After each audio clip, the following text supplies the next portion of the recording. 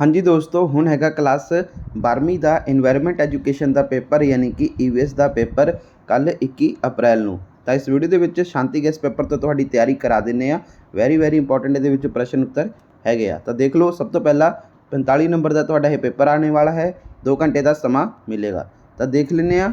सब तो पहला तुहानूं बहुविकल्पी प्रश्न भी आउणगे, तुहानूं पता ही आ। तो पहला प्रश्न देखो, धरती उत्ते जीवां दीयां कितनियां किस्मां हन? तो इहदा आंसर आ जाएगा ऑप्शन ऊड़ा यानी कि लगभग 1.8 मिलियन। दूसरा प्रश्न, मलेरिया के इलाज लई वरती जाने वाली दवाई का की नाम है? तो इत्थे दोस्तों इन्होंने आड़ा ऑप्शन दस्या वा Q9। ठीक है जी। तो अगला प्रश्न की है तीसरा प्रश्न, धरती उत्ते जीवन लई ऊर्जा का अंतिम स्रोत किहड़ा है? तो यदा ऑप्शन आएगा उत्तर आड़ा। ठीक है जी, यानी कि सूरज। अगे चौथा प्रश्न, पंजाब विच हेठ लिखिया विचों किहड़ा अंतरराष्ट्रीय महत्व वाला जिहड़ा हैगा जल भूमि है? तो यदा आंसर आ जाएगा, तुसीं देख सकते हो, सस्सा ऑप्शन। ठीक है, उपरोक्त सारे। पंजवां प्रश्न, पंजाब जैव विभिन्नता बोर्ड की स्थापना कदों की गई सी? तो यदा आंसर आएगा 2004 दे विच। जंगली जीवन की तबाही के कारण की हन? तो यदा आंसर आएगा उपरोक्त सारे, यानी कि खेतीबाड़ी भी, उद्योगीकरण भी, तो नवीं इमारतों का निर्माण भी। अगला प्रश्न की है, टाइगर प्रोजैक्ट कदों शुरू होया सी? तो यदा आंसर आ जाएगा, तुसीं देख सकते हो, कितना आ जाएगा 1973। IUCN का पूरा नाम की है? तो यदा आंसर आ जाएगा अपना कुदरत और कुदरती स्रोतों की संभाल लई अंतरराष्ट्रीय यूनियन। नौवां प्रश्न, रैड डाटा बुक इस नाल संबंधित है? तो किस नाल संबंधित है? यदा आंसर मैनूं लगदा कि ऊड़ा ऑप्शन आएगा। हाँ जी, तो बिल्कुल यदा आएगा दोस्तों उन्हां जानवरों की सूची जो अलोप होने के किनारे ते हन। अगला प्रश्न 10वां प्रश्न, नीली क्रांति किस नाल संबंधित है? तो यह जिहड़ा हैगा वा मच्छी पालन नाल संबंधित है। अगे पौंड सिंक किस लई हन? तो यह जिहड़ा हैगा वा दोवें ऊड़ा ते आड़ा, यानी कि खादा की ज़्यादा मात्रा ते कीटनाशक लई। अगे है 12वां, भारत विच CNG नाल चलन वाले वाहन कित्थे वरते जाते हैं? तो दिल्ली दे विच। ठीक है, विश्व वातावरण दिवस कदों मनाया जाता है? 5 जून नूं। ठीक है जी, ये तो तुहानूं पता ही होना। भारत का इको चिन्ह की है? तो यदा आंसर है मिट्टी का घड़ा। अगे है वातावरण प्रति चेतन वो उद्योग जो वातावरण नूं प्रदूषित नहीं करते हैं, उन्होंने डैश उद्योग कहा जाता है। तो इसनूं जिहड़ा हैगा वा हरा उद्योग कहा जाता है। जंगलात संभाल कानून कदों लागू किया गया सी? तो यह जिहड़ा हैगा वा 1980 दे विच कीता गया सीगा। जंगली जीव सुरक्षा एक्ट किस साल जिहड़ा हैगा शुरू होया? तो यह जिहड़ा हैगा 1972 विच शुरू होया सी। किहड़ा पहला वातावरण म्यार सी? ठीक है, जिसने की लिखा दोस्तों, जिसने जिहड़ा हैगा वा 114.001 के विकास नूं प्रभावित किया। ठीक है जी, तो यह आंसर हैगा वा BS। ठीक है जी, BS 7750। ठीक है जी, तो यह आंसर यह हैगा वा। अगे अपना ग्रीन हाउस प्रभाव गैसां हन? तो यह आंसर आएगा सस्सा ऑप्शन, यानी कि उपरोक्त सारे है, यानी कि कार्बन डाइऑक्साइड भी, कार्बन मोनोऑक्साइड भी, तो अपना मिथेन भी। ठीक है। अगला प्रश्न की है, गैर नवयोनक स्रोत किहड़े हन? तो यह आंसर आएगा ईडी, यानी कि कोला। बायोगैस का मुख्य हिस्सा किहड़ा है? तो यह मिथेन। ठीक है, तो आंसर यही हो जाएगा। अगे है 22वां प्रश्न, बायोडीजल पौधों तो बनाया जाता है? ठीक है जी, बायोडीजल पौधों तो बनाया जाता है। तो यह आंसर आएगा उपरोक्त सारे, यानी कि रतनजोत भी, तो अपना जट्रोफा भी, तो अनाज भी। अगे है अपना हाँ जी, MC मेहता ने किस इमारत नूं बचाउण लई भारत सरकार विरुद्ध केस दर्ज किया सी? तो यह आंसर आएगा अपना ताज महल। अगे है किहड़ियां दवाइयां दिल दे माड़ा प्रभाव पाउंदियां हन? तो यह आंसर आएगा उपरोक्त सारे, यानी कि अफीम। ठीक है जी, कोकीन ते तंबाकू। अगला प्रश्न, चूने की पराली की वरतों किस गैस के उत्पादन विच की जाती है? तो यह आंसर आएगा अपना ईडी ऑप्शन, यानी कि बायोगैस। दुनिया की सब तो सस्ती और सब तो वधिया खाद किहड़ी है? तो यह है अपनी गोबर। सिंचाई दीयां वख-वख किस्मां की हन? तो उपरोक्त सारे, यानी कि हर सिंचाई भी, फरो सिंचाई भी, तो स्प्रिंकलर सिंचाई भी। ठीक है जी। अगला प्रश्न की है, डैश गन्ने की एक बीमारी है? तो यह आंसर आ जाएगा, तुसीं देख सकते हो की आ जाएगा, इत्थे इन्होंने चच्चा ऑप्शन दस्या वा। तो चच्चा ऑप्शन तो कोई है भी नहीं ये। ठीक है, यदा आंसर तुसीं मैनूं कमेंट बॉक्स के दसना वा कि की आएगा। जंगाल, लाल सड़न, समूट, जड़ की बीमारी। ठीक है जी, तो तुसीं मैनूं कमेंट बॉक्स के 28वें प्रश्न का आंसर दसना वा। 29वां प्रश्न देखो की है, साडे देश में भोजन समग्री की वरतों नूं सुरक्षित रखने लई एक आम रसायन डैश है? तो यदा आंसर आ जाएगा अपना हाँ जी, देख सकते हो दोस्तों, बेंजोइक एसिड। ठीक है जी, तो यदा आंसर यह हो जाएगा। अगला प्रश्न है कि हरे पौधे किस सामग्री नाल अपना भोजन तैयार करते हैं? तो यदा आंसर आ जाएगा ईडी ऑप्शन, यानी कि कार्बन डाइऑक्साइड, पानी, सूरज की रोशनी और क्लोरोफिल। अगे 31वां प्रश्न, ਹੇਠ ਦਿੱਤੇ ਵਿੱਚੋਂ ਕਿਹੜਾ ਜੈਵਿਕ ਬਾਲਣ नहीं है? ਤਾਂ ਇਹਦਾ ਆਨਸਰ ਆ ਜਾਏਗਾ ਆਪਣਾ ਲੱਕੜ। ਅਗਲਾ ਪ੍ਰਸ਼ਨ ਕੀ ਹੈ ਆਪਣਾ 32ਵਾਂ ਪ੍ਰਸ਼ਨ ਕਿ ਜੈਵਿਕ ਖੇਤੀ ਲਈ ਕਿਹੜੀ ਸਮੱਗਰੀ ਵਰਤੀ ਜਾਂਦੀ ਹੈ? ਤਾਂ ਇਹਦਾ ਆਨਸਰ ਆਏਗਾ ਆਪਣਾ ਬਾਇਓ ਖਾਦ। ਸੜਕ ਦੇ ਕਿਨਾਰੇ ਰੁੱਖ ਲਗਾਉਣੇ ਚਾਹੀਦੇ ਹਨ ਤਾਂ ਜੋ ਸ਼ੋਰ ਪ੍ਰਦੂਸ਼ਣ ਨੂੰ ਕੰਟਰੋਲ ਕੀਤਾ ਜਾ ਸਕੇ। ਇਸ ਨੂੰ ਕੀ ਕਿਹਾ ਗਿਆ ਹੈ? ਤਾਂ ਇਸ ਨੂੰ ਜਿਹੜਾ ਹੈਗਾ ਵਾ ਗ੍ਰੀਨ ਬਫਰ ਕਿਹਾ ਗਿਆ ਹੈ। ਅਗਲਾ ਪ੍ਰਸ਼ਨ ਕਿ ਵਣ ਮਹੋਤਸਵ ਕਿਸ ਮਹੀਨੇ ਮਨਾਇਆ ਗਿਆ? ਤਾਂ ਇਹਦਾ ਆਨਸਰ ਆ ਜਾਏਗਾ ਆਪਣਾ ਬੀ ਆਪਸ਼ਨ ਯਾਨੀ ਕਿ ਅਪ੍ਰੈਲ ਅਤੇ ਮਈ। ਜਿਵੇਂ ਕਿਆ ਲਿਖਿਆ ਨਾ ਬੀ ਆਪਸ਼ਨ ਤਾਂ A B C D, ਤਾਂ ਇਹ ਮੈਨੂੰ ਲੱਗਦਾ ਕਿ ਇਹ ਤੁਹਾਡਾ ਬਣੇਗਾ। ਅੱਗੇ ਹੈ ਸਹੀ ਗਲਤ ਤੇ ਨੇ। ਤੇ ਦੇਖੋ ਪਹਿਲਾ ਪ੍ਰਸ਼ਨ ਕੀ ਹੈ? ਜੈਵ ਵਿਭਿੰਨਤਾ ਸ਼ਬਦ ਜੀ ਰੋਜਨ ਵਾਲਟਰ ਦੁਆਰਾ ਦਿੱਤਾ ਗਿਆ ਸੀ। ਸਹੀ।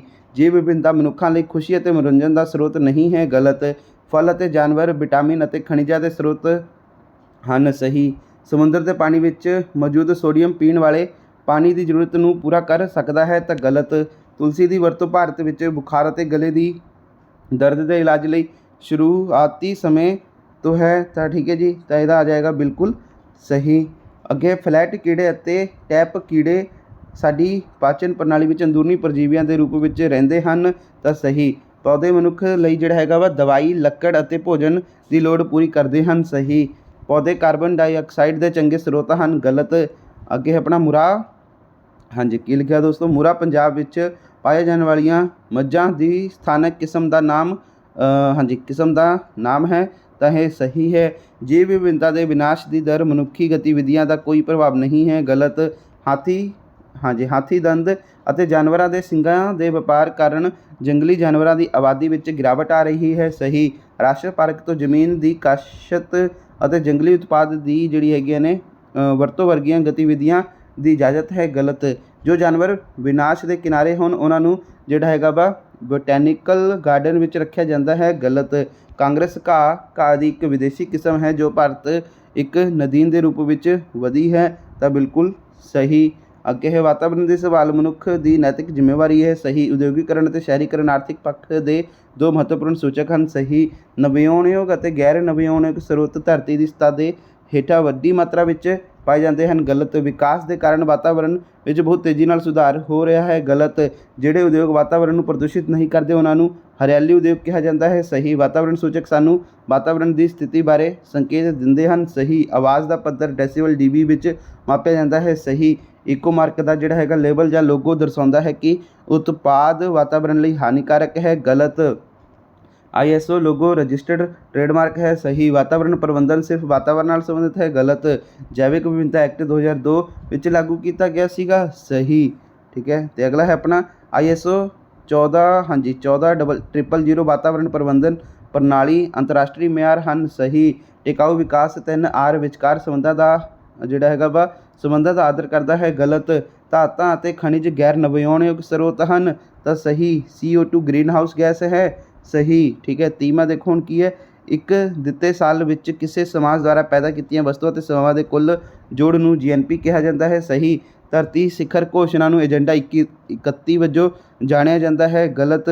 ਠੀਕ ਹੈ। ਤੇ ਅਗਲਾ ਹੈ ਆਪਣਾ ਖੇਤੀਬਾੜੀ ਵਿੱਚ ਭਾਰਤੀ ਆਰਥਿਕਤਾ ਦਾ ਪ੍ਰਾਇਮਰੀ ਸੈਕਟਰ ਹੈ। ਸਹੀ। ਠੀਕ ਹੈ ਜੀ। ਮਨੁੱਖੀ ਗਤੀਵਿਧੀਆਂ ਦੁਆਰਾ CO2 ਦੀ ਮਾਤਰਾ ਘਟਦੀ ਹੈ। ਗਲਤ। ਸਿੱਖਿਆ ਦੇ ਹਰ ਪਹਿਲੂ ਲਈ ਸਾਖਰਤਾ ਮਹੱਤਵਪੂਰਨ ਹੈ। ਸਹੀ। ਟਿਕਾਊ ਵਿਕਾਸ ਕਮਿਸ਼ਨ ਦੀ ਸਥਾਪਨਾ 1982 ਵਿੱਚ ਕੀਤੀ ਗਈ ਸੀ। ਗਲਤ। ਝੋਨੇ ਦੀ ਪਰਾਲੀ ਵਿੱਚ ਲੀਡ ਜਿਹੜੀ ਹੈਗੀ ਜ਼ਿਆਦਾ ਮਾਤਰਾ ਵਿੱਚ ਮੌਜੂਦ ਹੁੰਦੀ ਹੋਈ ਹੈ। ਗਲਤ। Carbon dioxide, carbon monoxide, methane, nitrogen ਦੇ ਆਕਸਾਈਡ ਗ੍ਰੀਨ ਹਾਊਸ ਪ੍ਰਭਾਵ ਜਿਹੜੇ ਹੈਗੇ ਗ੍ਰੀਨ ਹਾਊਸ ਪ੍ਰਭਾਵ ਪੈਦਾ ਕਰਦੇ ਹਨ। ਸਹੀ। ਝੋਨੇ ਦੀ ਪਰਾਲੀ ਨੂੰ ਜਿਹੜਾ ਹੈਗਾ ਵਾ ਪਸ਼ੂਆਂ ਦੀ ਖੁਰਾਕ ਵਜੋਂ ਨਹੀਂ ਵਰਤਿਆ ਜਾਂਦਾ ਹੈ ਕਿਉਂਕਿ ਇਸ ਵਿੱਚ ਸਿਲਿਕਾ ਦੀ ਮਾਤਰਾ ਜਿਹੜੀ ਹੈਗੀ ਵਧੇਰੇ ਹੁੰਦੀ ਹੈ। ਸਹੀ। ਗਾਂਜਾ, ਭੰਗ ਅਤੇ ਚਰਸ ਅਫੀਮ ਤੋਂ ਬਣਦੇ ਹਨ। ਸਹੀ। ਅਲਕੋਹਲ ਕੇਂਦਰੀ ਨਸ ਪ੍ਰਣਾਲੀ ਦੇ ਪ੍ਰਤੀਕਰਮ ਨੂੰ ਵਧਾਉਂਦਾ ਹੈ। ਗਲਤ। ਅੱਗੇ ਆਪਣਾ ਕੌਫੀ ਬੀਨਜ਼ ਸੁੱਕ ਤੋਂ ਬਾਅਦ ਫਾਰਮੈਂਟ ਠੀਕ ਹੈ ਜੀ ਕੌਫੀ ਪਾਊਡਰ ਪ੍ਰਾਪਤ ਕੀਤਾ ਹੈ। ਤਾਂ ਸਹੀ। ਅੱਗੇ ਹੈ ਨਮਕ ਅਤੇ ਖੰਡ ਨੂੰ ਸੁਰੱਖਿਅਤ ਰੱਖਣ ਲਈ ਨਹੀਂ ਵਰਤਿਆ ਜਾ ਸਕਦਾ ਹੈ। ਸਹੀ ਆਏਗਾ ਇਹ। ਅੱਗੇ ਹੈ ਆਪਣਾ ਪਾਣੀ ਅਤੇ ਸਰੋਤਾਂ ਵਿੱਚ ਐਲਗੀ ਦਾ ਵਧਿਆ ਜਿਹੜਾ ਹੈਗਾ ਵਾ ਬਾਇਓਮੈਗਨੀਫਿਕੇਸ਼ਨ ਦਾ ਕਾਰਨ ਬਣਦਾ ਹੈ। ਗਲਤ। ਭਾਰਤ ਵਿੱਚ ਝੋਨੇ ਦੀ ਫਸਲ ਲਈ 40% ਖਾਦਾਂ ਦੀ ਵਰਤੋਂ ਕੀਤੀ ਜਾਂਦੀ ਹੈ। ਸਹੀ। ਭਾਰਤ ਸਿੰਚਾਈ ਦਾ ਮੁੱਖ ਸਰੋਤ ਮੀਂਹ ਹੈ। ਸਹੀ। ਹਰੀ ਕ੍ਰਾਂਤੀ ਦਾ ਵਾਤਾਵਰਣ 'ਤੇ ਬੁਰਾ ਪ੍ਰਭਾਵ ਪਿਆ। ਸਹੀ। ਜੈਵਿਕ ਖੇਤੀ ਵਿੱਚ ਕੋਈ ਰਸਾਇਣ ਨਹੀਂ ਵਰਤਿਆ ਜਾਂਦਾ। ਸਹੀ। ਅੱਗੇ ਫੂਡ ਚੇਨ ਵਿੱਚ ਜਿਹੜਾ ਹੈਗਾ DDT ਦੀ ਸ਼ੁਰੂਆਤ ਨੂੰ ਬਾਇਓਮੈਗਨੀਫਿਕੇਸ਼ਨ ਕਿਹਾ ਜਾਂਦਾ ਹੈ। ਸਹੀ। ਮਿੱਟੀ ਦੇ ਜਿਹੜੇ ਹੈਗੇ ਖਾਰੇਪਨ ਕਾਰਨ ਪੌਦਿਆਂ ਦਾ ਵਿਕਾਸ ਰੁਕ ਜਾਂਦਾ ਹੈ। ਸਹੀ। ਕਲਸਟਰ ਬੀਨਜ਼ ਅਤੇ ਕਲੋਵਰ ਹਰੀ ਖਾਦ ਦੀਆਂ ਫਸਲਾਂ ਹਨ। ਸਹੀ। ਆਲੂ ਦਾ ਲੇਟ ਝੁਲਸਿਕ ਉੱਲੀ ਕਾਰਨ ਹੁੰਦਾ ਹੈ। ਸਹੀ। ਖੇਤ ਦੀ ਖਾਦ ਵਾਤਾਵਰਣ ਨੂੰ ਪ੍ਰਦੂਸ਼ਿਤ ਕਰਦੀ ਹੈ, ਤਾਂ ਬਿਲਕੁਲ ਸਹੀ। ਟਿਕਾਊ ਖੇਤੀ ਕੁਦਰਤੀ ਸਰੋਤਾਂ ਨੂੰ ਤਬਾਹ ਕਰ ਦਿੰਦੀ ਹੈ। ਸਹੀ। ਫਸਲਾਂ ਨੂੰ ਕੀੜੇ ਤੋਂ ਬਚਾਉਣ ਲਈ ਬਾਇਓ ਕੀਟਨਾਸ਼ਕ ਦੀ ਵਰਤੋਂ ਕਰਨੀ ਚਾਹੀਦੀ ਹੈ। ਸਹੀ। ਕੋਕ ਦੀ ਕੈਲੋਰੀ ਮੁੱਲ ਕੋਲੇ ਨਾਲੋਂ ਵੱਧ ਹੁੰਦੀ ਹੈ। ਸਹੀ। ਕੋਲਾ ਬਦਲਦੇ ਸਮੇਂ ਧੂੰਆਂ ਨਹੀਂ ਪੈਦਾ ਕਰਦਾ। ਗਲਤ। ਕੋਲਾ ਪੈਟਰੋਲੀਅਮ ਅਤੇ ਕੁਦਰਤੀ ਗੈਸ ਜੈਵਿਕ ਬਾਲਣ ਦੀਆਂ ਉਦਾਹਰਨਾਂ ਹਨ। ਸਹੀ। ਕਿਸੇ ਖੇਤਰ ਵਿੱਚ ਮੌਜੂਦ ਜੀਵਾਣੂਆਂ ਦੀ ਸੰਖਿਆ ਨੂੰ ਜਿਹੜਾ ਹੈਗਾ ਆਬਾਦੀ ਘਣਤਾ ਕਿਹਾ ਜਾਂਦਾ ਹੈ, ਤਾਂ ਸਹੀ। ਡੀਜ਼ਲ ਅਤੇ ਪੈਟਰੋਲ ਦੇ ਮੁਕਾਬਲੇ CNG ਘੱਟ ਪ੍ਰਦੂਸ਼ਣ ਪੈਦਾ ਕਰਦੀ ਹੈ। ਸਹੀ। ਅੱਗੇ ਆਪਣਾ ਪੋਲੀਥੀਨ ਲਿਫਾਫੇ ਦੀ ਵਰਤੋਂ ਜ਼ਿਆਦਾ ਕਰਨੀ ਚਾਹੀਦੀ ਹੈ। ਗਲਤ। ਠੀਕ ਹੈ। ਅਤੇ ਅਗਲਾ ਦੇਖੋ ਕੀ ਹੈ। ਹਾਂਜੀ, ਅਗਲਾ ਹੈ ਕਿ ਬਰਬਾਦੀ ਘਟਾਉਣ ਲਈ ਪਲਾਸਟਿਕ ਦੀਆਂ ਬੋਤਲਾਂ ਦੀ ਬਜਾਏ ਕੱਚ ਦੇ ਬੋਤਲ ਦੀ ਵਰਤੋਂ ਕਰਨੀ ਚਾਹੀਦੀ ਹੈ। ਗਲਤ। ਓਜ਼ੋਨ ਪਰਤ ਦੇ ਵਿਨਾਸ਼ ਦਾ ਮੁੱਖ ਕਾਰਨ CFC ਹੈ, ਤਾਂ ਸਹੀ। ਜੜੀ ਬੂਟੀਆਂ, ਰਸਾਇਣਿਕ ਖਾਦਾਂ, ਕੀਟਨਾਸ਼ਕ ਦੀ ਵਰਤੋਂ ਘੱਟੋ ਘੱਟ ਕੀਤੀ ਜਾਵੇ, ਤਾਂ ਇਹ ਬਿਲਕੁਲ ਸਹੀ ਹੈ। ਪਰਮਾਣੂ ਰਿਐਕਟਰਾਂ ਨੂੰ ਮਨੁੱਖੀ ਸਮਾਜ ਦੇ ਆਲੇ ਦੁਆਲੇ ਸਥਾਪਿਤ ਕਰਨ ਦੀ ਲੋੜ ਹੈ। ਗਲਤ। ਬਰਮੀ ਕੰਪੋਸਟਿੰਗ ਵਿਧੀ ਜਿਹੜਾ ਹੈਗਾ ਵਾ ਕੇਂਡੂ ਦੁਆਰਾ ਕੀਤੀ ਜਾਂਦੀ ਹੈ। ਸਹੀ। ਗੰਨੇ ਵਰਗੀ ਖੇਤੀ ਰਹਿੰਦ ਖੂੰਹਦ ਨੂੰ ਕਾਗਜ਼ ਉਤਪਾਦਨ ਲਈ ਵਰਤਿਆ ਜਾ ਸਕਦਾ ਹੈ। ਸਹੀ। ਵਣ ਮਹਾਤਸਵ ਦੀ ਤਜਵੀਜ਼ ਸ਼੍ਰੀ ਕੇ ਐਮ ਮੁਨਸ਼ੀ ਨੇ ਰੱਖੀ ਸੀ। ਸਹੀ। ਸ਼ਾਂਤ ਘਾਟੀ ਕੇਰਲ ਰਾਜ ਵਿੱਚ ਹੈ। ਸਹੀ। ਵਣ ਮਹੋਤਸਵ ਦੀ ਮਦਦ ਨਾਲ ਪ੍ਰਦੂਸ਼ਣ ਨੂੰ ਘਟਾਇਆ ਜਾ ਸਕਦਾ ਹੈ, ਤਾਂ ਇਹਦਾ ਆਨਸਰ ਆਏਗਾ ਬਿਲਕੁਲ ਸਹੀ। ਅਤੇ ਹੁਣ ਦੇਖ ਲਓ ਤੁਹਾਡੇ ਖਾਲੀ ਥਾਵਾਂ ਨੇ, ਤਾਂ ਦੇਖੋ ਪਹਿਲੀ ਖਾਲੀ ਥਾਵਾਂ ਕੀ ਆ। ਇੱਕ ਖਾਸ ਖੇਤਰ ਵਿੱਚ ਮੌਜੂਦ ਪੌਦਿਆਂ ਅਤੇ ਜਾਨਵਰਾਂ ਦੀਆਂ ਵੱਖ-ਵੱਖ ਕਿਸਮਾਂ ਨੂੰ ਜਿਹੜਾ ਹੈਗਾ ਵਾ ਜੈਵ ਵਿਭਿੰਨਤਾ ਜਿਹੜਾ ਹੈਗਾ ਵਾ ਕਿਹਾ ਜਾਂਦਾ ਹੈ। ਦੂਸਰਾ ਦੋਸਤੋ ਕੀ ਦਾਲਾਂ ਅਤੇ ਸਬਜ਼ੀਆਂ ਸਾਡੇ ਭੋਜਨ ਦਾ ਮੁੱਖ ਹਿੱਸਾ ਹਨ, ਕਿਉਂਕਿ ਇਹ ਸਾਡੇ ਲਈ ਪ੍ਰੋਟੀਨ ਦਾ ਸਰੋਤ ਹਨ। ਠੀਕ ਹੈ ਜੀ, ਤਾਂ ਇਹ ਆਨਸਰ ਆ ਪ੍ਰੋਟੀਨ। ਅੱਗੇ ਮਟਰ ਅਤੇ ਫਲੀਆਂ ਵਰਗੀਆਂ ਫਲੀਦਾਰ ਪੌਦੇ ਮਿੱਟੀ ਦੀ ਜਿਹੜੀ ਹੈਗੀ ਆ ਨਾਈਟ੍ਰੋਜਨ ਲੋਡ ਨੂੰ ਪੂਰਾ ਕਰਦੇ ਹਨ। ਠੀਕ ਹੈ ਜੀ, ਡੈਸ਼ ਲੋਡ ਨੂੰ ਪੂਰਾ ਕਰਦੇ ਹਨ, ਤਾਂ ਇੱਥੇ ਡੈਸ਼ ਦੀ ਜਗ੍ਹਾ 'ਤੇ ਕੀ ਆਏਗਾ, ਨਾਈਟ੍ਰੋਜਨ। ਆ ਦੇਖੋ। ਚੌਥਾ ਹੈ ਧਰਤੀ ਦੀ ਸਤ੍ਹਾ ਦਾ ਲਗਭਗ ਡੈਸ਼ ਪ੍ਰਤੀਸ਼ਤ ਪਾਣੀ ਨਾਲ ਘਿਰਿਆ ਹੋਇਆ ਹੈ, ਤਾਂ 70%। ਅੱਗੇ ਹੈ ਦਿਲ ਦੀਆਂ ਸਮੱਸਿਆਵਾਂ ਦੇ ਇਲਾਜ ਲਈ ਵਰਤੀ ਜਾਂਦੀ ਜਿਹੜੀ ਹੈਗੀ ਆ, ਕੀ ਲਿਖਿਆ ਦੋਸਤੋ ਆਪਣਾ, ਡੀਜੀਟੌਕਸਿਨ ਦਵਾਈ ਜਿਹੜੀ ਹੈਗੀ ਆ ਫੋਕਸ ਗਲੋਬ ਤੋਂ ਜਿਹੜੀ ਹੈਗੀ ਪ੍ਰਾਪਤ ਕੀਤੀ ਜਾਂਦੀ ਹੈ। ਅੱਗੇ ਹੈ ਪੈਨੀਸਿਲਿਨ ਇੱਕ ਐਂਟੀਬਾਇਓਟਿਕ ਹੈ ਜੋ ਪੈਨੀਸਿਲੀਅਮ ਨਾਮ ਦੀ ਉੱਲੀ ਤੋਂ ਪ੍ਰਾਪਤ ਕੀਤੀ ਜਾਂਦੀ ਹੈ। ਅੱਗੇ ਹੈ ਐਲਗੀ ਅਤੇ ਉੱਲੀਮਾਰ ਵਿਚਕਾਰ ਜਿਹੜਾ ਹੈਗਾ ਵਾ ਸਿੰਬਾਇਓਟਿਕ ਸੰਬੰਧਾਂ ਦੁਆਰਾ ਬਣਾਈ ਗਈ ਪ੍ਰਜਾਤੀ ਜਿਹੜੀ ਹੈਗੀ ਆ ਰਾਈਜ਼ੋਬੀਅਮ ਹੈ। ਠੀਕ ਹੈ ਜੀ।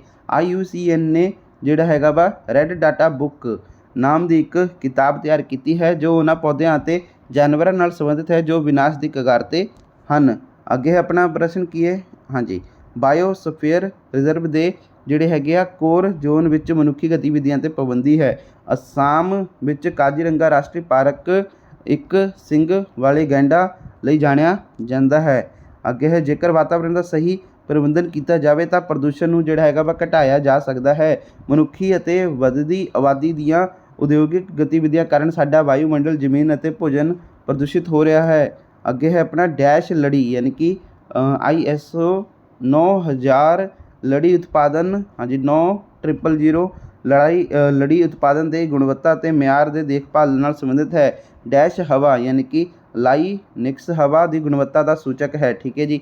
ਅੱਗੇ ਹੈ ਵਾਤਾਵਰਣ ਅਤੇ ਜੰਗਲ ਅਤੇ ਜੰਗਲੀ ਜਾਨਵਰਾਂ ਨਾਲ ਸੰਬੰਧਿਤ ਸਕੀਮ, ਜਿਸ ਦਾ ਉਦੇਸ਼ ਵਾਤਾਵਰਣ ਦੇ ਜਿਹੜੇ ਹੈਗੇ ਅਨੁਸਾਰ ਉਤਪਾਦਾਂ ਨੂੰ ਪ੍ਰਦਰਸ਼ਿਤ ਕਰਨਾ ਹੈ, ਉਸ ਨੂੰ ਜਿਹੜਾ ਹੈਗਾ ਵਾ ਈਕੋਮਾਰਕ ਸਕੀਮ ਵਜੋਂ ਜਾਣਿਆ ਜਾਂਦਾ ਹੈ। ਅੱਗੇ ਭੋਪਾਲ ਗੈਸ ਟ੍ਰੈਜਡੀ 1984 ਸਾਲ ਵਿੱਚ ਜਿਹੜੀ ਹੈਗੀ ਆ ਵਾਪਰੀ ਸੀ, ਜਿਵੇਂ ਕਿ ਤੁਹਾਨੂੰ ਪਤਾ ਹੀ ਆ। ਅਗਲਾ ਦੋਸਤੋ ਹੁਣ ਪ੍ਰਸ਼ਨ ਕੀ ਹੈ, ਸਕੂਲਾਂ ਵਿੱਚ ਜਿਹੜਾ ਹੈਗਾ ਵਾ ਈਕੋ ਕਲੱਬ ਵਾਤਾਵਰਣ ਸੰਬੰਧੀ ਜਾਗਰੂਕਤਾ ਪੈਦਾ ਕਰਨ ਲਈ ਬਣਾਏ ਜਾਂਦੇ ਹਨ। ਬਨਸਪਤੀ ਦੀ ਘਾਟ ਵਾਲੀ ਜ਼ਮੀਨ ਨੂੰ ਜਿਹੜਾ ਹੈਗਾ ਵਾ ਬਾਂਝ ਜ਼ਮੀਨ ਕਹਿੰਦੇ ਹਨ। ਅੱਗੇ ਆਪਣਾ ਕੀ ਲਿਖਿਆ ਦੋਸਤੋ, ਇੱਥੇ ਦੇਖੋ, ਡਾਈਕਲੋਫੋਨੇਕ ਦਵਾਈ ਜੋ ਮੱਝਾਂ ਨੂੰ ਦੁੱਧ ਉਤਪਾਦਨ ਵਧਾਉਣ ਲਈ ਦਿੱਤੀ ਜਾਂਦੀ ਹੈ, ਇਸ ਨੂੰ ਜਿਹੜਾ ਹੈਗਾ ਵਾ ਗਿੱਝ ਦੇ ਵਿਨਾਸ਼ ਦਾ ਇੱਕ ਹੋਰ ਕਾਰਨ ਹੋ ਸਕਦਾ ਹੈ। ਡੈਮ ਬਣਾਉਣ ਦੇ ਨਤੀਜੇ ਵਜੋਂ ਠੀਕ ਹੈ ਜੀ ਜੈਵ ਵਿਭਿੰਨਤਾ ਦਾ ਨੁਕਸਾਨ ਹੁੰਦਾ ਹੈ।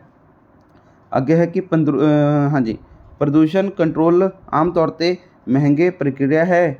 ਪਰਮਾਣੂ ਹਥਿਆਰਾਂ ਦੇ ਜਿਹੜੇ ਹੈਗੇ ਅਪਰਸਾਰ ਬਾਰੇ ਸੰਧੀ ਜਿਹੜੀ ਹੈਗੀ ਆ 1968 ਵਿੱਚ ਕੀਤੀ ਗਈ ਸੀ। ਅੱਗੇ ਹੈ ਡੈਸ਼ ਮਿੱਟੀ ਕਿ ਖਾਦ ਮਿੱਟੀ, ਪਾਣੀ, ਭੋਜਨ ਅਤੇ ਸਿਹਤ ਨੂੰ ਭਾਰੀ ਮਾਤਰਾ ਵਿੱਚ ਤਬਾਹ ਕਰਨ ਵੱਲ ਲੈ ਜਾਂਦਾ ਹੈ। ਵਾਤਾਵਰਣ ਅਤੇ ਜੀਵਾਂ ਨਾਲ ਸੰਬੰਧਿਤ ਮਨੁੱਖੀ ਕਰਤੱਵਾਂ ਨੂੰ ਵਾਤਾਵਰਣ ਜਿਹੜਾ ਹੈਗਾ ਫਰਜ਼ ਕਿਹਾ ਜਾਂਦਾ ਹੈ। ਟਿਕਾਊ ਵਿਕਾਸ 3E ਵਿਚਕਾਰ ਸੰਬੰਧ ਦਾ ਜਿਹੜਾ ਹੈਗਾ ਵਾ ਆਦਰ ਕਰਦਾ ਹੈ। 3E is the right answer ਹੋ ਜਾਏਗਾ, ਮਤਲਬ ਇਹ ਵਾਲਾ। ਅਗਲਾ ਹੈ ਭੋਜਨ ਪਾਣੀ ਆਸਰਾ ਕੱਪੜੇ ਅਤੇ ਜਿਹੜਾ ਹੈਗਾ ਵਾ ਸਮਾਜਿਕ ਪਰਸਪਰ ਪ੍ਰਭਾਵਾਂ ਮਨੁੱਖੀ ਬੁਨਿਆਦੀ ਲੋੜਾਂ ਹਨ। ਨਿਰਵਿਘਨ ਪੱਧਰ ਤੋਂ ਲੋਕ ਆਮ ਤੌਰ 'ਤੇ ਪ੍ਰਾਇਮਰੀ ਵਸਤਾਂ ਜਿਵੇਂ ਕਿ ਅਨਾਜ, ਦੁੱਧ, ਮੀਟ, ਬਾਲਣ ਦੀ ਲੱਕੜੀ ਆਦਿ ਦੀ ਵਰਤੋਂ ਕਰਦੇ ਹਨ। ਕਿਸੇ ਵਿਅਕਤੀ ਦੁਆਰਾ ਵਸਤੂਆਂ ਅਤੇ ਸੇਵਾਵਾਂ ਦੀ ਖਪਤ ਨੂੰ ਜਿਹੜਾ ਹੈਗਾ ਵਾ ਕੀ ਕਿਹਾ ਜਾਂਦਾ ਹੈ? ਜੀਵਨ ਦੀ ਮਿਆਰ ਕਿਹਾ ਜਾਂਦਾ ਹੈ। ਦਿੱਤੇ ਗਏ ਸਾਲ ਵਿੱਚ ਕਿਸੇ ਸਮਾਜ ਦੁਆਰਾ ਪੈਦਾ ਕੀਤੀਆਂ ਗਈਆਂ ਵਸਤਾਂ ਅਤੇ ਸੇਵਾਵਾਂ ਦੇ ਕੁੱਲ ਜੋੜ ਨੂੰ ਜਿਹੜਾ ਹੈਗਾ ਕੀ ਕਿਹਾ ਜਾਂਦਾ ਹੈ? ਤਾਂ GDP ਜਾਂ ਫਿਰ GNP ਯਾਨੀ ਕਿ ਗ੍ਰੋਸ ਡੋਮੈਸਟਿਕ ਪ੍ਰੋਡਕਟ ਜਾਂ ਫਿਰ ਗ੍ਰੋਸ ਨੈਸ਼ਨਲ ਪ੍ਰੋਡਕਟ। ਆਰਥਿਕ ਵਿਕਾਸ ਦੇ ਮਹੱਤਵਪੂਰਨ ਪਹਿਲੂ ਨੂੰ ਜਿਹੜਾ ਹੈਗਾ ਵਾ ਉਦਯੋਗੀਕਰਨ ਅਤੇ ਸ਼ਹਿਰੀਕਰਨ ਹਨ। ਅੱਗੇ ਡੈਮ ਦੀ ਉਸਾਰੀ ਜਿਹੜੀ ਹੈਗੀ ਹੈ ਡੈਸ਼ ਨੂੰ ਤਬਾਹ ਕਰ ਦਿੰਦੀ ਹੈ, ਯਾਨੀ ਕਿ ਜੰਗਲ। ਜਿਸ ਤਰੀਕੇ ਨਾਲ ਅਸੀਂ ਚੀਜ਼ਾਂ ਦਾ ਸੇਵਨ ਕਰਦੇ ਹਾਂ ਡੈਸ਼ ਵਜੋਂ ਜਾਣਿਆ ਜਾਂਦਾ ਹੈ, ਯਾਨੀ ਕਿ ਖਪਤ ਪੈਟਰਨ। HDI ਦਾ ਪੂਰਾ ਰੂਪ ਹੈ ਮਨੁੱਖੀ ਵਿਕਾਸ ਸੂਚਕ ਅੰਕ, ਯਾਨੀ ਕਿ ਇਹ, ਠੀਕ ਹੈ ਜੀ। ਅੱਗੇ ਆਪਣਾ ਜੰਗਲ ਡੈਸ਼ ਸਰੋਤ ਹਨ ਤਾਂ ਨਵਿਆਉਣਯੋਗ ਸਰੋਤ ਹਨ। ਅੱਗੇ ਭਵਿੱਖ ਦੀਆਂ ਪੀੜ੍ਹੀਆਂ ਦੀਆਂ ਆਪਣੀਆਂ ਲੋੜਾਂ ਪੂਰੀਆਂ ਕਰਨ ਦੀ ਯੋਗਤਾ ਨੂੰ ਸਮਝੌਤਾ ਕੀਤੇ ਬਿਨਾਂ ਵਰਤਮਾਨ ਦੀਆਂ ਲੋੜਾਂ ਨੂੰ ਜਿਹੜਾ ਹੈਗਾ ਪੂਰਾ ਕਰਨ ਦੇ ਵਿਕਾਸ ਨੂੰ ਟਿਕਾਊ ਵਿਕਾਸ ਕਿਹਾ ਜਾਂਦਾ ਹੈ। WWF ਦਾ ਪੂਰਾ ਨਾਂ ਕੀ ਹੈ? ਤਾਂ ਵਰਲਡ ਵਾਈਲਡ ਲਾਈਫ ਫੰਡ। ਧਰਤੀ ਸੰਮੇਲਨ 1992 ਡੈਸ਼ ਵਿੱਚ ਆਯੋਜਿਤ ਕੀਤਾ ਗਿਆ ਸੀ, ਤਾਂ ਇੱਥੇ ਆਏਗਾ ਰੀਓ ਡੀ ਜਨੇਰੀਓ। ਅੱਗੇ ਆਪਣਾ CNG ਦਾ ਪੂਰਾ ਰੂਪ ਡੈਸ਼ ਹੈ, ਯਾਨੀ ਕਿ ਸੰਕੁਚਿਤ ਕੁਦਰਤੀ ਗੈਸ, ਯਾਨੀ ਕਿ ਕੰਪਰੈਸਡ ਨੈਚੁਰਲ ਗੈਸ। ਕੋਲਾ ਅਤੇ ਪੈਟਰੋਲੀਅਮ ਡੈਸ਼ ਬਾਲਣ ਹਨ, ਤਾਂ ਯਾਨੀ ਕਿ ਫਾਸਿਲ ਬਾਲਣ ਹਨ। ਓਜ਼ੋਨ ਪਰਤ ਨੂੰ ਬਚਾਉਣ ਲਈ ਡੈਸ਼ ਸਮਝੌਤਾ ਰਾਸ਼ਟਰ ਵਿਚਕਾਰ ਕੀਤਾ ਗਿਆ, ਯਾਨੀ ਕਿ ਇੱਥੇ ਦੇਖ ਸਕਦੇ ਹੋ ਕਿਓਟੋ ਪ੍ਰੋਟੋਕੋਲ। ਅੱਗੇ ਗ੍ਰੀਨ ਹਾਊਸ ਗੈਸਾਂ ਨੂੰ ਘਟਾਉਣ ਲਈ, ਠੀਕ ਹੈ ਜੀ, ਕੀ ਹੈ? ਮਾਂਟਰੀਅਲ ਪ੍ਰੋਟੋਕੋਲ ਅੰਤਰਰਾਸ਼ਟਰੀ ਸਮਝੌਤਾ ਜਿਹੜਾ ਹੈਗਾ ਕੀਤਾ ਗਿਆ ਸੀ। ਤਾਂ ਅਗਲਾ ਪ੍ਰਸ਼ਨ ਹੁਣ ਦੇਖਦੇ ਹਾਂ। ਅਗਲਾ ਪ੍ਰਸ਼ਨ ਹੈ ਡੈਸ਼ ਨੂੰ ਦੇਸ਼ ਦੀ ਰੋਟੀ ਦੀ ਟੋਕਰੀ ਵਜੋਂ ਜਾਣਿਆ ਜਾਂਦਾ ਹੈ, ਯਾਨੀ ਕਿ ਪੰਜਾਬ ਨੂੰ, ਠੀਕ ਹੈ ਜੀ। ਪਰਾਲੀ ਦੀ ਸਮੱਸਿਆ ਨੂੰ ਮੁੱਖ ਤੌਰ 'ਤੇ ਜਿਹੜਾ ਹੈਗਾ ਵਾ ਚੌਲ ਫਸਲਾਂ ਨਾਲ ਜੁੜੀ ਹੋਈ ਹੈ। ਪਰਾਲੀ ਸਾੜਨ ਨਾਲ ਪੈਦਾ ਹੋਣ ਵਾਲੀਆਂ ਗੈਸਾਂ ਕੀ ਹੈ? ਗ੍ਰੀਨ ਹਾਊਸ ਪ੍ਰਭਾਵ ਪੈਦਾ ਕਰਦੀਆਂ ਹਨ। ਨਾਈਟ੍ਰੋਜਨ ਅਤੇ ਸਲਫਰ ਆਕਸਾਈਡ ਹਵਾ ਵਿੱਚ ਮੌਜੂਦ ਜਲ ਵਾਸਪਾਂ ਨਾਲ ਪ੍ਰਤੀਕਿਰਿਆ ਕਰਨ 'ਤੇ ਜਿਹੜਾ ਹੈਗਾ ਵਾ ਤੇਜ਼ਾਬੀ ਮੀਂਹ ਪੈਦਾ ਕਰਦੇ ਹਨ, ਠੀਕ ਹੈ ਜੀ। ਅਗਲਾ ਪ੍ਰਸ਼ਨ ਦੇਖੋ ਕੀ ਹੈ ਇੱਥੇ ਆਪਣਾ? ਡੈਸ਼ ਦੇ ਸੇਵਨ ਨਾਲ ਮੂੰਹ ਦਾ ਕੈਂਸਰ ਹੁੰਦਾ ਹੈ, ਯਾਨੀ ਕਿ ਤੰਬਾਕੂ ਦੇ ਸੇਵਨ ਨਾਲ ਮੂੰਹ ਦਾ ਕੈਂਸਰ ਹੁੰਦਾ ਹੈ। ਡੈਸ਼ ਜਿਗਰ ਨੂੰ ਨੁਕਸਾਨ ਪਹੁੰਚਾਉਂਦਾ ਹੈ, ਯਾਨੀ ਕਿ ਸ਼ਰਾਬ। ਕੋਕੀਨ ਦੀ ਵਰਤੋਂ ਜਿਹੜੀ ਹੈਗੀ ਆ ਦਿਲ ਦੀ ਅਸਫਲਤਾ ਦਾ ਕਾਰਨ ਬਣ ਸਕਦੀ ਹੈ। ਗਾਂਜਾ ਡੈਸ਼ ਤੋਂ ਬਣਿਆ ਹੁੰਦਾ ਹੈ, ਯਾਨੀ ਕਿ ਕੈਨਾਬਿਸ ਤੋਂ। ਡੈਸ਼ ਸਾਰੇ, ਯਾਨੀ ਕਿ ਭੋਜਨ ਸਾਰੇ ਜੀਵਾਂ ਦੀ ਮੁੱਢਲੀ ਲੋੜ ਹੈ। ਧਰਤੀ ਦੀ ਸਭ ਤੋਂ ਉੱਪਰਲੀ ਪਰਤ ਨੂੰ ਜਿਹੜਾ ਹੈਗਾ ਵਾ ਮਿੱਟੀ ਕਿਹਾ ਜਾਂਦਾ ਹੈ, ਠੀਕ ਹੈ ਜੀ। ਤਾਂ ਇਹਦਾ ਆਨਸਰ ਆ ਜਾਏਗਾ ਮਿੱਟੀ। ਅੱਗੇ ਉਹ ਜ਼ਮੀਨ ਜਿੱਥੇ ਪੌਦਿਆਂ ਦੀ ਕਾਸ਼ਤ ਕੀਤੀ ਜਾਂਦੀ ਹੈ ਉਸ ਨੂੰ ਕੀ ਕਿਹਾ ਜਾਂਦਾ ਹੈ? ਉਸ ਨੂੰ ਫੀਲਡ ਕਿਹਾ ਜਾਂਦਾ ਹੈ। ਖੇਤ ਵਿੱਚ ਪੌਦਿਆਂ ਦੇ ਵਾਧੇ ਨੂੰ ਜਿਹੜਾ ਹੈਗਾ ਵਾ ਫਸਲ ਦੇ ਪੌਦੇ ਕਿਹਾ ਜਾਂਦਾ ਹੈ। ਪਾਣੀ ਜਮ੍ਹਾਂ ਹੋਣਾ ਅਤੇ ਜਿਹੜਾ ਹੈਗਾ ਵਾ ਖਾਰਾਪਨ ਮਿੱਟੀ ਨੂੰ ਬਾਂਝ ਦਰਸਾਉਂਦਾ ਹੈ। ਅੱਗੇ ਮਿੱਟੀ ਵਿੱਚ ਪਾਣੀ ਦੀ ਨਕਲੀ ਵਰਤੋਂ ਨੂੰ ਸਿੰਚਾਈ ਕਿਹਾ ਜਾਂਦਾ ਹੈ। ਹਰੀ ਖਾਦ ਵਜੋਂ ਵਰਤਿਆ ਜਾਣ ਵਾਲਾ ਪੌਦਾ ਜਿਹੜਾ ਹੈਗਾ ਵਾ ਕਲਸਟਰ ਬੀਨ ਹੈ। ਫਲੀਦਾਰ ਤੋਂ ਪ੍ਰਾਪਤ ਕੀਤੀ ਖਾਦ ਨੂੰ ਡੈਸ਼ ਕਿਹਾ ਜਾਂਦਾ ਹੈ, ਯਾਨੀ ਕਿ ਹਰੀ ਖਾਦ। ਰਸਾਇਣਿਕ ਮਿਸ਼ਰਣਾਂ ਤੋਂ ਪ੍ਰਾਪਤ ਕੀਤੀ ਖਾਦ ਨੂੰ ਜਿਹੜਾ ਹੈਗਾ ਵਾ ਕੀ ਕਿਹਾ ਜਾਂਦਾ ਹੈ? ਤਾਂ ਇੱਥੇ ਖਾਦ ਹੀ ਕਿਹਾ ਜਾਂਦਾ ਹੈ। ਅੱਗੇ ਹੈ ਆਪਣਾ ਪ੍ਰਸ਼ਨ ਆਲੂ ਦਾ ਲੇਟ ਚੁਲਸਿਕ ਫੰਜੀ ਕਾਰਨ ਹੁੰਦਾ ਹੈ, ਠੀਕ ਹੈ ਜੀ। ਪੱਕੇ ਹੋਏ ਦਾਣਿਆਂ ਵਿੱਚ ਨਮੀ ਦੀ ਮਾਤਰਾ 14% ਤੱਕ ਹੋਣੀ ਚਾਹੀਦੀ ਹੈ। ਤੇ ਇੱਥੇ ਆਏਗਾ ਦੋਸਤੋ ਆਪਣਾ ਕੀ ਦੇਖ ਸਕਦੇ ਹੋ? ਬੈਕੂਲੋਵਾਇਰਸ, ਠੀਕ ਹੈ ਜੀ। ਬੈਕੂਲੋਵਾਇਰਸ ਬੈਕੂਲੋਵਾਇਰਸ ਬਾਇਓ ਕੀਟਨਾਸ਼ਕ ਦੀ ਇੱਕ ਉਦਾਹਰਣ ਹੈ। ਅੱਗੇ ਡੈਸ਼ ਦੀ ਵਰਤੋਂ, ਯਾਨੀ ਕਿ ਲੇਡੀ ਬੱਗ ਦੀ ਵਰਤੋਂ ਫਸਲਾਂ 'ਤੇ ਜਿਹੜੀ ਹੈਗੀ ਆ ਆਪਣੀ ਐਫੀਡਸ ਨੂੰ ਕੰਟਰੋਲ ਕਰਨ ਲਈ ਕੀਤੀ ਜਾਂਦੀ ਹੈ। ਅੱਗੇ ਆਪਣਾ ਇੱਕ ਟ੍ਰਾਂਸਜੈਨਿਕ ਕਪਾਹ ਜਿਹੜੀ ਹੈਗੀ ਹੈ ਬਿੱਟੀ ਕਪਾਹ ਹੈ। ਅੱਗੇ ਆਪਣਾ ਕਿ ਰਸਟ ਇੱਕ ਪੌਦੇ ਦੀ ਬਿਮਾਰੀ ਹੈ। ਅਗਲਾ ਪ੍ਰਸ਼ਨ ਦੇਖੋ ਕੀ ਹੈ? ਨਾਈਟ੍ਰੋਜਨ ਫਿਕਸਿੰਗ ਜਿਹੜਾ ਹੈਗਾ ਵਾ ਨਾ ਉਹ ਬੈਕਟੀਰੀਆ ਫਲੀਦਾਰਾਂ ਦੀਆਂ ਜੜ੍ਹਾਂ ਵਿੱਚ ਰਹਿੰਦੇ ਹਨ, ਤਾਂ ਬੈਕਟੀਰੀਆ ਦਾ ਆਨਸਰ ਆ ਜਾਏਗਾ, ਠੀਕ ਹੈ ਜੀ।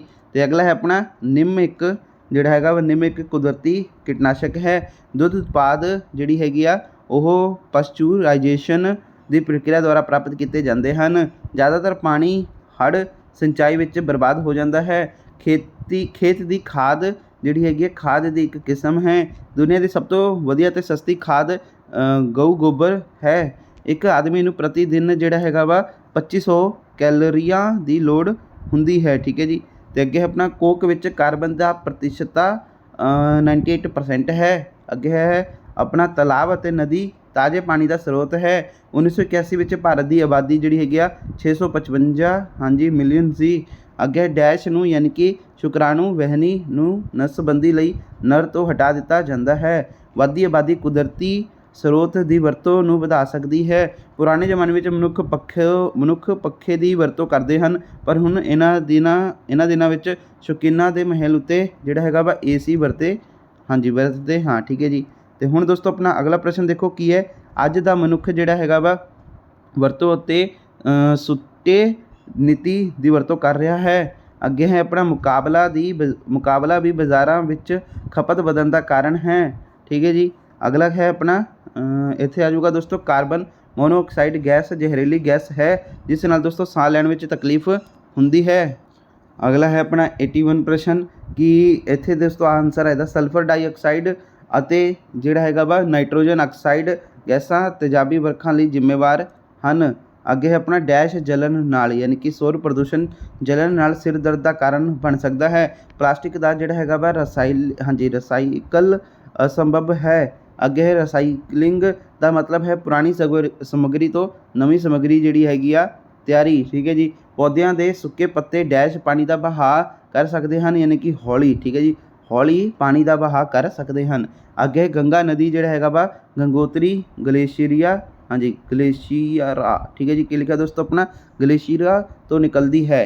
ਅੱਗੇ ਹੈ ਆਪਣਾ ਕਿ ਪ੍ਰਸ਼ਨ ਪਾਣੀ ਵਿੱਚ ਪੌਸ਼ਟਿਕ ਤੱਤ ਪਾਣੀ ਦੀ ਗੁਣਵੱਤਾ ਦਾ ਸੂਚਕ ਹੈ। ਪ੍ਰਦੂਸ਼ਣ ਕੰਟਰੋਲ ਖੋਜ ਸੰਸਥਾਵਾਂ ਹਰਿਦੁਆਰ ਵਿੱਚ ਸਥਾਪਿਤ ਕੀਤੀਆਂ ਗਈਆਂ ਹਨ।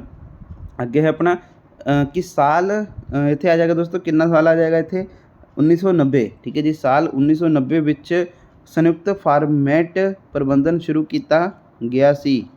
ਅੱਗੇ ਹੈ ਦੋਸਤੋ ਤੁਹਾਡੇ ਬਹੁਤ ਛੋਟੇ ਉੱਤਰਾਂ ਵਾਲੇ ਪ੍ਰਸ਼ਨ ਨੇ ਤਾਂ 1 ਨੰਬਰ ਵਾਲੇ ਪ੍ਰਸ਼ਨ ਹੈ ਜਿਵੇਂ ਕਿ ਦੇਖੋ ਟਿਕਾਊ ਵਿਕਾਸ ਦੀ ਪਰਿਭਾਸ਼ਾ ਦਿਓ ਤਾਂ ਦੇਖੋ ਟਿਕਾਊ ਵਿਕਾਸ ਦੀ ਇੱਕ ਅਜਿਹੀ ਪ੍ਰਕਿਰਿਆ ਹੈ ਜਿਹੜੀ ਕਿ ਮੌਜੂਦਾ ਪੀੜ੍ਹੀ ਦੀਆਂ ਜ਼ਰੂਰਤਾਂ ਅਤੇ ਆਉਣ ਵਾਲੀਆਂ ਪੀੜ੍ਹੀਆਂ ਦੀਆਂ ਜ਼ਰੂਰਤਾਂ ਦੀ ਪੂਰਤੀ ਦੇ ਅਧਿਕਾਰਾਂ ਨੂੰ ਜਿਹੜਾ ਹੈਗਾ ਵਾ ਬਗੈਰ ਕਿਸੇ ਪ੍ਰਕਾਰ ਦੀ ਹਾਨੀ ਪਹੁੰਚਾਏ ਪੂਰਾ ਕਰਦੀ ਹੈ। ਠੀਕ ਹੈ। ਟਿਕਾਊ ਖਪਤ ਬਾਰੇ ਤੁਸੀਂ ਕੀ ਜਾਣਦੇ ਹੋ? ਠੀਕ ਹੈ। ਪ੍ਰਸ਼ਨ ਆਪਣਾ ਤਾਂ ਟਿਕਾਊ ਖਪਤ ਵਸਤੂਆਂ ਅਤੇ ਸੇਵਾਵਾਂ ਦੀ ਅਜਿਹੀ ਖਪਤ ਹੈ ਜਿਸ ਦਾ ਵਾਤਾਵਰਣ ਉੱਪਰ ਘੱਟ ਤੋਂ ਘੱਟ ਪ੍ਰਭਾਵ ਪਵੇ, ਮਨੁੱਖ ਦੀਆਂ ਜ਼ਰੂਰਤਾਂ ਨੂੰ ਪੂਰਾ ਕਰਦੇ ਹੋਏ ਸਮਾਜਿਕ ਬਰਾਬਰੀ ਅਤੇ ਆਰਥਿਕ ਤੌਰ 'ਤੇ ਸੰਭਵ ਹੋਵੇ। ਟਿਕਾਊ ਖਪਤ ਸਾਰੀਆਂ ਕੌਮਾਂ ਦੇ ਹਰੇਕ ਖੇਤਰ ਵਿੱਚ ਵਿਅਕਤੀ ਤੋਂ ਸਰਕਾਰ ਤੱਕ ਪਹੁੰਚਣ ਯੋਗ ਹੋਵੇ। ਅੱਗੇ ਹੈ ਪੂਰਾ ਕਰੋ UNDP ਤਾਂ UNDP ਦਾ ਆ ਜਾਏਗਾ ਯੂਨਾਈਟਿਡ ਨੇਸ਼ਨਸ ਡਿਵੈਲਪਮੈਂਟ ਪ੍ਰੋਗਰਾਮ।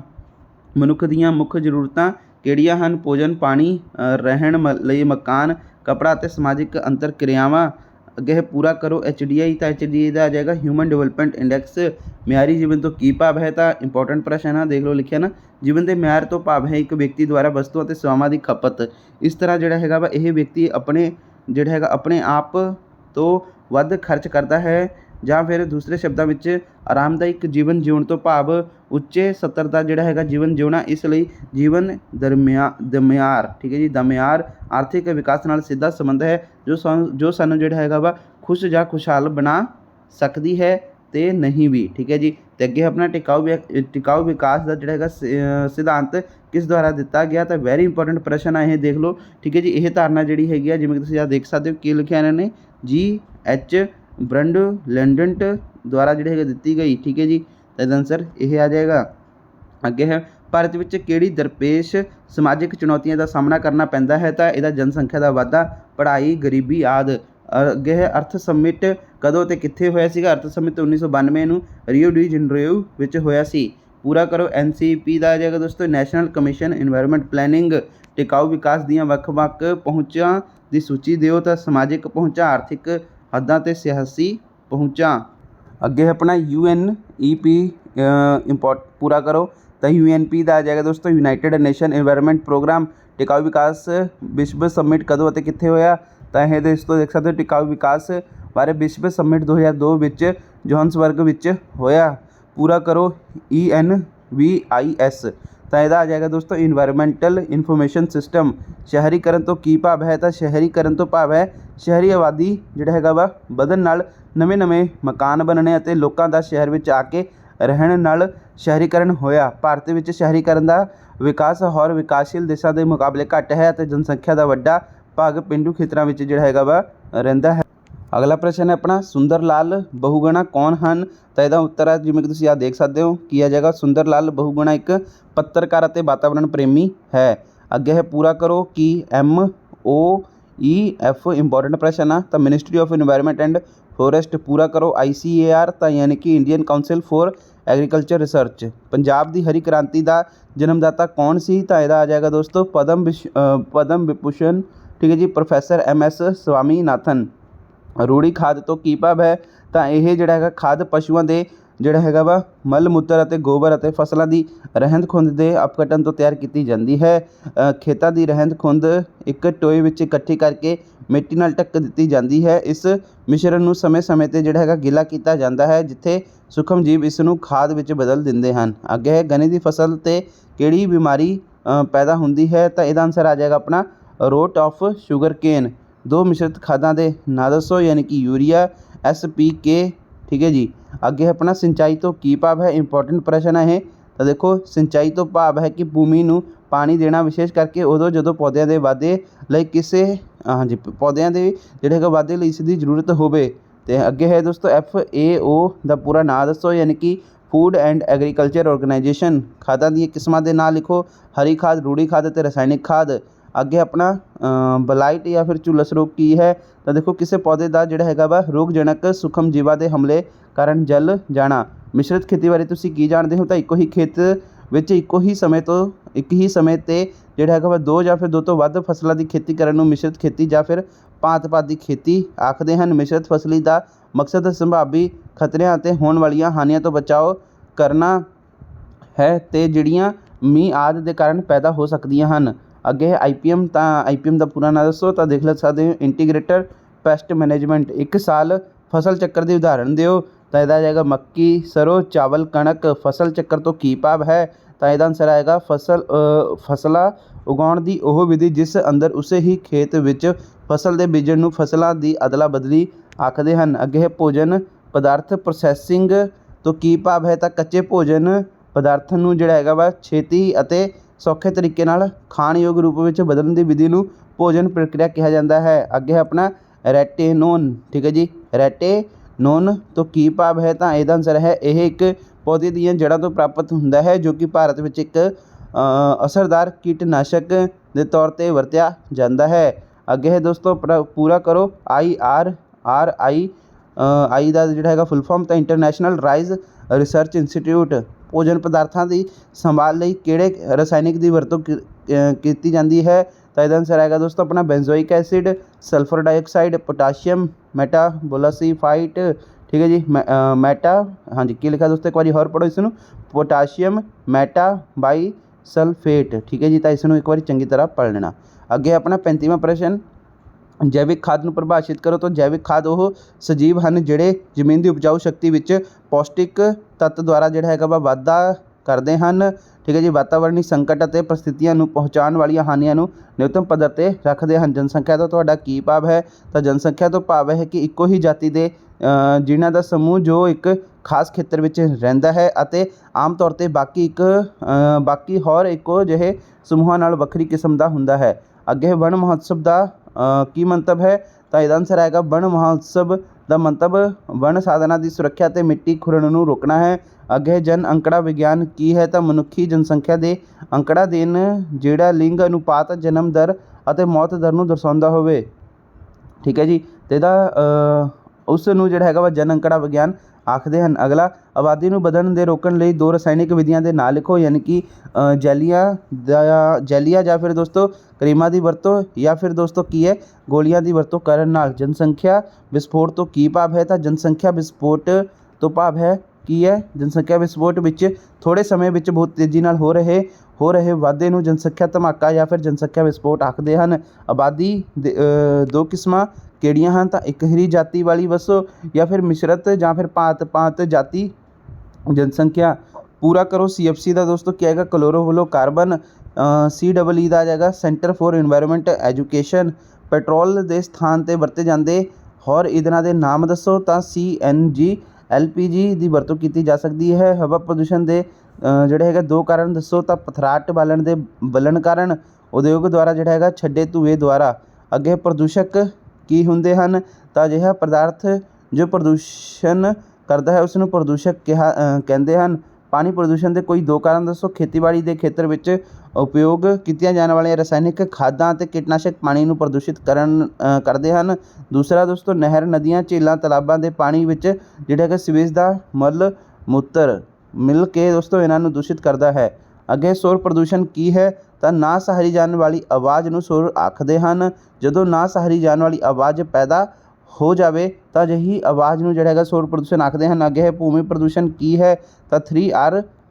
ਹਾਂਜੀ ਇੰਪੋਰਟੈਂਟ ਪ੍ਰਸ਼ਨ ਹੈ ਇਹ ਕਿ ਭੂਮੀ ਪ੍ਰਦੂਸ਼ਣ ਕੀ ਹੈ ਤਾਂ ਇਹ ਆਨਸਰ ਨਹੀਂ ਦਿੱਤਾ ਹੋਇਆ, ਤੁਸੀਂ ਇਹ ਖੁਦ ਹੀ ਕਰਨਾ ਵਾ। ਠੀਕ ਹੈ ਜੀ। ਅੱਗੇ 3R ਦਾ ਸਿਧਾਂਤ ਕੀ ਹੈ ਤਾਂ ਘਟਾਉਣਾ, ਦੁਬਾਰਾ ਵਰਤਣਾ ਅਤੇ ਪੁਨਰ ਚੱਕਰ। ਅੱਗੇ ਹੈ ਦੋਸਤੋ ਗੰਡੋਏ ਦੀ ਖਾਦ ਤੋਂ ਕੀ ਭਾਵ ਹੈ, ਪੁਨਰ ਚੱਕਰ ਕੀ ਹੁੰਦਾ ਹੈ। ਠੀਕ ਹੈ ਜੀ। ਵਣ ਮਹੋਤਸਵ ਕਦੋਂ ਸ਼ੁਰੂ ਕੀਤਾ ਗਿਆ ਸੀ ਤਾਂ 1950 ਦੇ ਵਿੱਚ। ਬਾਕੀ ਆਹ 2 ਪ੍ਰਸ਼ਨ ਜਿਹੜੇ ਹੈਗੇ ਤੁਸੀਂ ਖੁਦ ਕਰਨੇ ਹਨ। ਠੀਕ ਹੈ ਜੀ।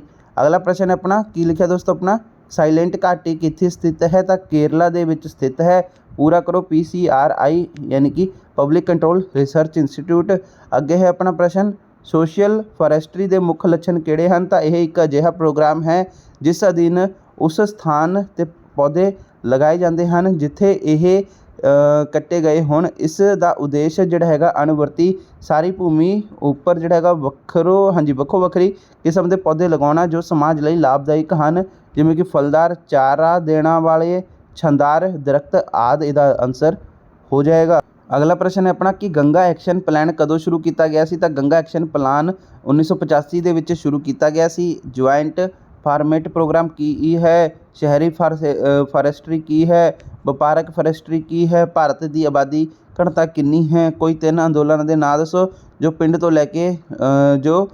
ਪਿੰਡਾਂ ਦੇ ਲੋਕਾਂ ਵੱਲੋਂ ਦਰਖਤਾਂ ਬਚਾਉਣ ਲਈ ਕੀਤੇ ਗਏ ਸਨ। ਠੀਕ ਹੈ ਜੀ। ਤਾਂ ਇਹ ਪ੍ਰਸ਼ਨ ਤੁਸੀਂ ਪੂਰਾ ਜਿਹੜੇ ਹੈਗਾ ਦਿੱਤੇ ਹੋਏ ਆ, ਨਹੀਂ ਤੁਸੀਂ ਖੁਦ ਹੀ ਕਰਨੇ ਹਨ ਸਾਰੇ, ਇਹਨਾਂ ਦੇ ਆਨਸਰ ਨਹੀਂ ਦਿੱਤੇ ਹੋਏ। ਬਟ ਇਹ ਕੁਐਸਚਨ ਦਾ ਆਨਸਰ ਜਿਹੜਾ ਹੈਗਾ ਵਾ ਚਿਪਕੋ ਅੰਦੋਲਨ ਜਿਹੜਾ ਹੈਗਾ ਆਏਗਾ। ਠੀਕ ਹੈ ਜੀ। ਅਤੇ ਅੱਗੇ ਹੈ ਆਪਣਾ ਪੂਰਾ ਕਰੋ ਤਾਂ ਕੀ ਹੈ CFL ਯਾਨੀ ਕਿ ਕੰਪੈਕਟ ਫਲੋਰੋਸੈਂਟ ਲੈਂਪ ਪੌਦਿਆਂ ਵਿੱਚ ਕਿਹੜੇ ਸੂਖਮ ਤੱਤਾਂ ਦੀ ਲੋੜ ਹੁੰਦੀ ਹੈ ਤਾਂ ਇਹਦਾ ਆਨਸਰ ਹੈਗਾ ਜ਼ਿੰਕ, ਲੋਹਾ, ਕਪਾਹ, ਮੈਗਨੀਸ਼ੀਅਮ ਅਤੇ ਆਪਣਾ ਕੀ ਲਿਖਿਆ ਦੋਸਤੋ ਮੋਲੀਬਡੇਨ। ਠੀਕ ਹੈ ਜੀ। ਮੋਲੀਬੀਡੀਏਟ ਅਤੇ ਬੋਰੋਨ। ਠੀਕ ਹੈ ਜੀ। ਬੋਰੋਨ ਆ। ਠੀਕ ਹੈ ਜੀ। ਅੱਗੇ ਆਪਣਾ ਫੁਆਰਾ ਸਿੰਚਾਈ ਵਿਧੀ ਕੀ ਹੈ ਤਾਂ ਫਸਲ ਨੂੰ ਜਿਹੜਾ ਹੈਗਾ ਪਾਣੀ ਬਣਾਉਟੀ ਵਰਖਾ ਦੇ ਰੂਪ ਵਿੱਚ ਉੱਪਰ ਫੁਆਰਿਆਂ ਰਾਹੀਂ ਸਪਲਾਈ ਕੀਤਾ ਜਾਂਦਾ ਹੈ। ਅੱਗੇ ਬਿਲਟ ਦੀ ਪਰਿਭਾਸ਼ਾ ਦਿਓ ਤਾਂ ਪੂਰੇ ਪੌਦੇ ਦਾ ਪਾਣੀ ਦੀ ਕਮੀ ਕਾਰਨ ਮੁਰਝਾ ਜਾਣਾ। ਠੀਕ ਹੈ ਜੀ। ਅਤੇ ਅਗਲਾ ਪ੍ਰਸ਼ਨ ਰਸਾਇਣਿਕ ਨਦੀਨ ਨਾਸ਼ਕਾਂ ਦੀਆਂ ਖਾਮੀਆਂ ਕਿਹੜੀਆਂ ਹਨ। ਠੀਕ ਹੈ ਜੀ। 2 ਫਾਸਫੇਟ ਖਾਦਾਂ ਦੇ ਨਾਂ ਲਿਖੋ, ਇਹ ਤੁਸੀਂ ਖੁਦ ਕਰਨਾ ਹੈ। ਅੱਗੇ ਹੈ ਆਪਣਾ ਭਾਰਤ ਵਿੱਚ ਉਗਾਇਆ ਜਾਂਦੀਆਂ ਮਿਸ਼ਰਿਤ ਫਸਲਾਂ ਦੀਆਂ ਉਦਾਹਰਨਾਂ ਕੀ ਨੇ ਤਾਂ ਮੂੰਗਫਲੀ ਅਤੇ ਪਲੱਸ ਸੂਰਜਮੁਖੀ।